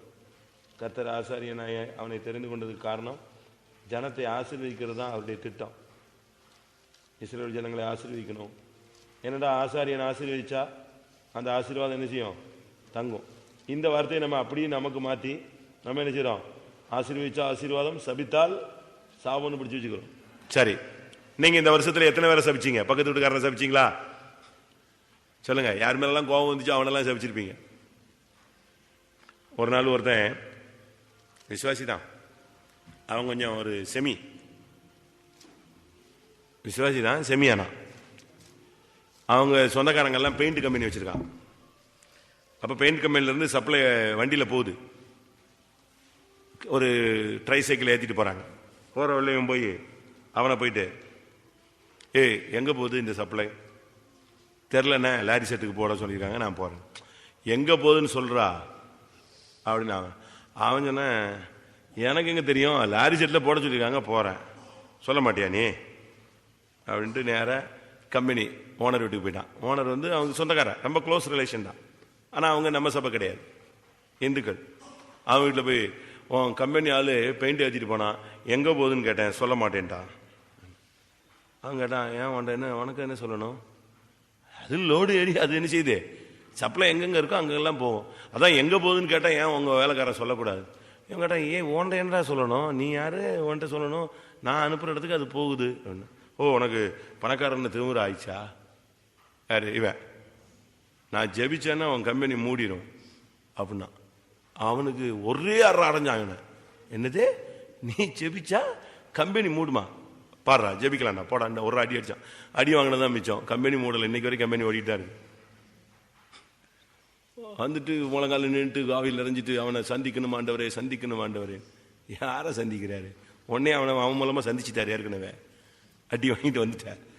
அவனை சந்திக்கல, உடனே தான் அவன் சந்திச்சார் ரோட்ல வச்சு. நான் ஜெபித்தால் அப்படி ஆயிடும், நான் ஜெபித்தால் எப்படி ஆயிடும். அவன் சொன்னா, என் கம்பெனிலோடு எங்கேயும் போகும் எங்கேயும் வரும், வாண்ட சொல்லணும்னு அவசியம் இல்லை. நீ யாரா என் கம்பெனியை ஜெபிச்சு மூடிடுவேன்னு சொல்ற? நமக்கு நம்ம ஆளுங்களுக்கு எங்க என்ன பேசணும்னு தெரியாது. நீங்களாம் ஒரு லிமிட் ஆன பிறகு விசுவாசிகள் எல்லாம் பிளஸிங் மைண்ட்ல வந்துடணும். தகப்பன் ஸ்தானம்லாம் என்னது என்னது? ஆசீர்வாதம். போட்டு சபிச்சுட்டு வரக்கூடாது. நல்லா இருக்க மாட்டேன், என்னை அள வைக்கிறீங்களா, என்னைய சோறு கொடுக்கலையே, என்னை கஞ்சி கொடுக்கலையே, எதுவும் சொல்லக்கூடாது. ஸ்தோத்திரம் ஆண்டவரே. சபிக்கிறவர்களே ஆசீர்வதிக்கிற மார்க்கம் தான் நம்முடைய மார்க்கம். எனக்கு இவன்கிட்ட பிடிச்சது, என்னதான் குறைகள் இருந்தாலும் நிறைவுகள் இருந்தாலும், பைபிள் இவனை என்ன சொல்லுது? 106 சங்கீதம் 16 பாளையத்தில் அவர்கள் மோசையின் மேலும் கர்த்தருடைய பரிசுத்தனாகிய ஆரோன் மேலும் பொறாமை கொண்டார்கள். இவனுக்கு பைபிள் சொல்ற அடைமொழி என்னது சொல்லுங்க? பரிசுத்தனாகிய கர்த்தருடைய பரிசுத்தனாகிய ஆரோன். இதுதான் அவனுடைய மறைமுக வாழ்க்கையினுடைய பிரதிபலன். அவனை பைபிள் அவனை ஃபைனல் செட்டில்மெண்ட் கொடுக்கும்போது எப்படி சொல்லுது? கர்த்தருடைய பரிசுத்தன். பாருங்க, நம்ம இப்ப அவனை எவ்வளவோ குறைகள் எல்லாம் கண்டுபிடிச்சோம். ஆனா பைபிள் இந்த குறைகள் எல்லாம் ஓரம் கட்டிட்டு அவனை எப்படி மாத்தி நிப்பாட்டிடுச்சு. அதுதான் நம்முடைய பூரணம். நம்முடைய ஜீவியத்தில் பல தோல்விகள் வெளியரங்கமா இருக்கலாம், ஆனா உள்ளான மனுஷன்ல நீ ஒரு பரிசுத்தனாய் மாறும். கொஞ்ச நேரம் ஒப்பு கொடுக்கலாமா எல்லாரும்? தயவு செய்து நான் டைமை பார்க்காம போயிட்டேன். இப்ப நான் கண்களை ஏறெடுத்தேன், சாரி. எல்லாரும் கண்களை மூடுவோம். நான் 7:50 நினைச்சிட்டேன், அது 8:50 நிக்குது. கண்களை மூடுவோம். நம்முடைய வாழ்க்கையில் உள்ள ஆரோன், உனக்குள்ள இருக்கிற அழைப்பு எப்படிப்பட்டது? நீ ஒரு லேவியன், நீ ஒரு இணங்குதல் உள்ள அனுபவம் இருக்கணும். பைபிளை தூக்கிட்டினாலே கீழ்ப்படிதல் உத்தமம். பட்ட பாடுகளினாலே அவர் கீழ்ப்படிதலை கற்றுக்கொண்டார். ஒரு 10 நிமிஷம் எல்லாரும் கை பைபிள் எல்லாம் மூடி, டைரிலாம் மூடி வச்சுக்கோங்க. நான் ரிப்பீட் பண்றேன். கர்த்தாவே, ஆரோனுடைய சுபாவத்தில் உள்ள நல்லதெல்லாம் என்னுடைய வாழ்க்கையில வரட்டும். எதெல்லாம் தீமைகள் இருந்துச்சோ அதெல்லாம் என்னுடைய வாழ்க்கையில இருந்ததுக்கெல்லாம் மன்னிப்பு கேட்கிறேன் சுவாமி, என்னைய மன்னிச்சிருங்க. எப்படி ஆயினும் என்னுடைய ஓட்டத்தை நான் முடிக்கும் போது கர்த்தருடைய பரிசுத்தனாகிய நபர் என்று என்னை குறித்து தெய்வம் சாட்சி கொடுக்கணும். சொல்லுவாரா? முடியும் போது பைபிள் சொல்லுது, கர்த்தருடைய பரிசுத்தனாகிய ஆரோன். எவ்வளவு அருமையான ஒரு அனுபவம். தாழ்த்துங்க. நீ ஒரு லேவியன், நீ ஒரு ஆவிக்குரியவன், நீ பரலோக குடும்பத்தில் இணைக்கப்பட்ட ஒரு நபர். இணங்கு, தாழ்த்து, அட்ஜஸ்ட் பண்ணி போ. அட்ஜஸ்ட் பண்ண முடியாதுன்னு சொல்லாத.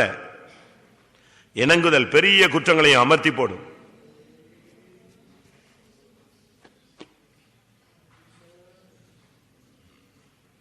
உன்னை கர்த்தர் தன்னுடைய வாயாய் தெரிந்து கொண்டார். தீர்ப்பானதிலிருந்து விலையேற பெற்றதை பிரித்தெடு. கர்த்தருடைய வார்த்தையை சொல்லு, சுவிசேஷத்தை சொல். சுவிசேஷத்தை சொல்ல அதுக்கு மன்னிப்பு கேள். கர்த்தருடைய வார்த்தையை அடக்கி கொண்டதுக்கு மன்னிப்பு கேள். வனாந்தர மார்க்கமாய் போ என்று சொன்னால் அவன் கீழ்ப்படிந்து போனான். கீழ்ப்படியாமைகளுக்கு மன்னிப்பு கேள். அல்லேலூயா. பலவீனரை தாங்கினாயா? உன் பெற்றோருடைய கரங்களை தாங்கினாயா? உடன் ஊழியர்களை தாங்கினாயா? பரிசுத்தவான்களுடைய கரங்களை தாங்கினாயா?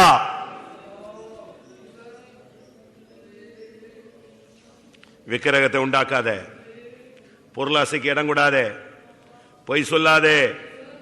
உன்னை எதிர்த்தவர்கள் எல்லாம் கர்த்தரை எதிர்த்து அழித்தார். உன் கோலை துளிர்க்க வைத்தார். சத்துருக்கள் மத்தியிலே ஒரு பந்தியை தெய்வம் ஆயத்தப்படுத்தினார். கண்களை மூடுவோம்.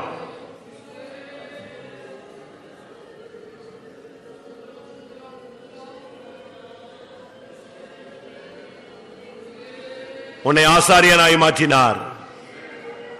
தம்முடைய இரத்தத்தினால் உன்னை கழுவி ஆசாரியனாய் மாற்றினார்.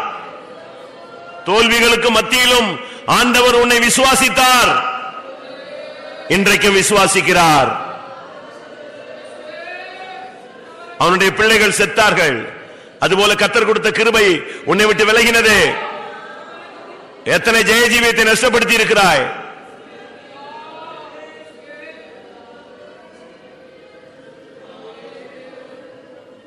மற்றவர்களை ஆசீர்வதிப்பாயாக. ஆண்டுடைய சமூகத்தில் தாழ்த்தி கேள். உன் நிமித்த தேவனுடைய நாமம் தூஷிக்கப்படக்கூடாது, மற்றவருடைய விசுவாசம் நஷ்டமடையக்கூடாது. ஆண்டவரே, என்னுடைய ஓட்டத்தை முடிக்கும் பொழுது பரிசுத்தனாகிய ஆரோன் என்கிற பெயர் அவனுக்கு கிடைத்தது போல கர்த்தருடைய பரிசுத்தன் என்கிற பெயர் எனக்கு வேண்டும். முழங்கால் போடுங்க, முழங்கால் போடுங்க, முழங்கால் போடுங்க.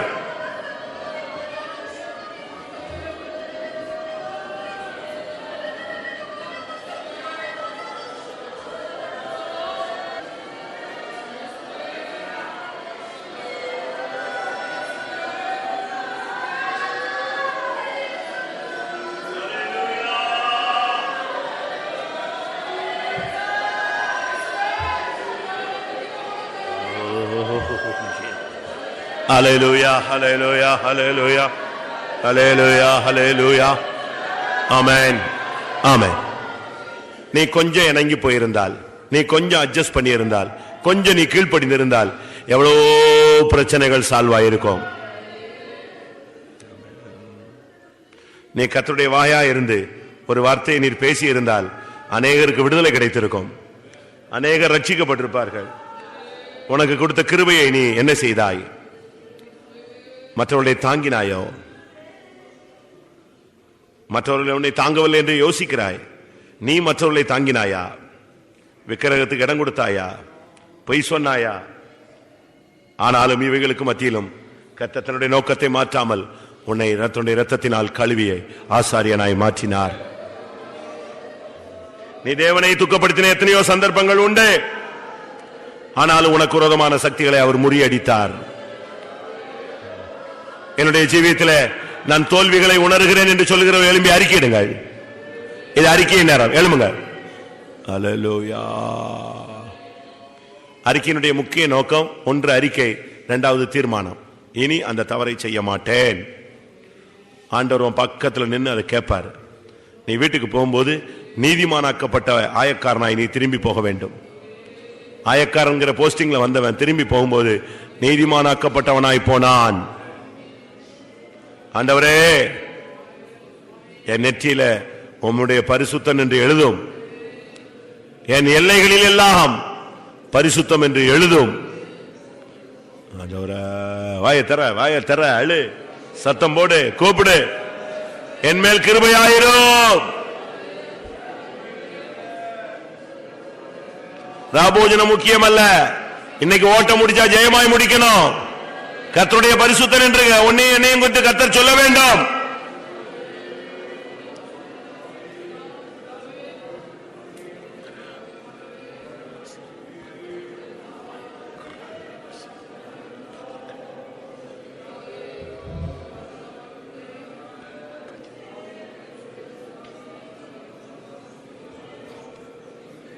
ஆண்டவரே,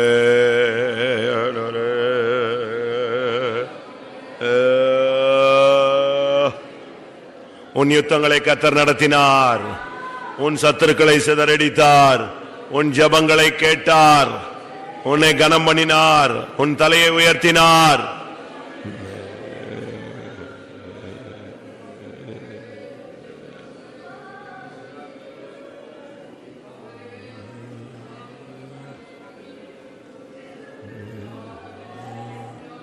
அறிக்கை செய்துட்டா உட்காருங்க, முழங்கால் போடுங்க. ஆமென். ஆரோனுடைய தோல்வியின் பகுதிகள் நம்மை விட்டு வெளியே போயிருக்கிறது. அப்படியானால் நம்முடைய பாத்திரம் ஓரளவு வெறுமையாக்கப்பட்டிருக்கிறது. இப்பொழுது நிறைவின் தேவன் கிருபையினாலே அந்த இடத்தை நிரப்ப வேண்டும், தெய்வீக சக்தியினால் நிரப்ப வேண்டும்.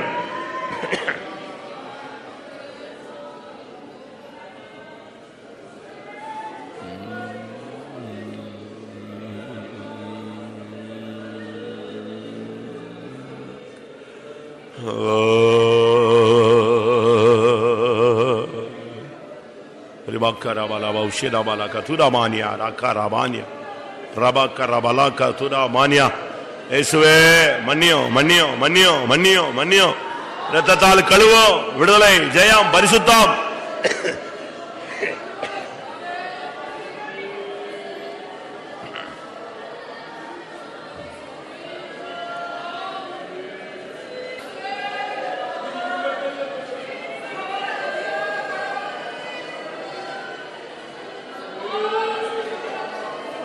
ரபல பல பல பல பல பல பல ரபல ஹல்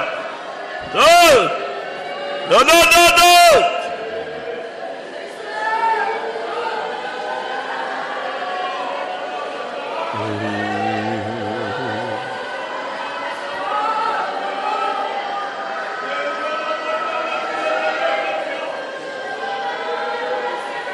இயேசுவே இயேசுவே, உம்முடைய கிருபை இருந்தால் நாங்களும் எங்களுடைய பிள்ளைகளும் ஜெயிப்போம். உம்முடைய கிருபை கிடைத்தால் நாங்களும் எங்களுடைய ஜனங்களும் ஜெயிப்போம். உம்முடைய கிருபை இருந்தால் நாங்களும் எங்களுடைய ஜனங்களும் உம்முடைய பரிசுத்தர்களாய் மாறுவோம். இரக்கம் செய்யும் ஆண்டவரே, இரக்கம் செய்யும் ஆண்டவரே. ரபானியா ரபாலாக்கா துரா. மறுபடி கண்ணிகளிலே சிக்கக்கூடாது, மறுபடி கண்ணிகளிலே சிக்கக்கூடாது.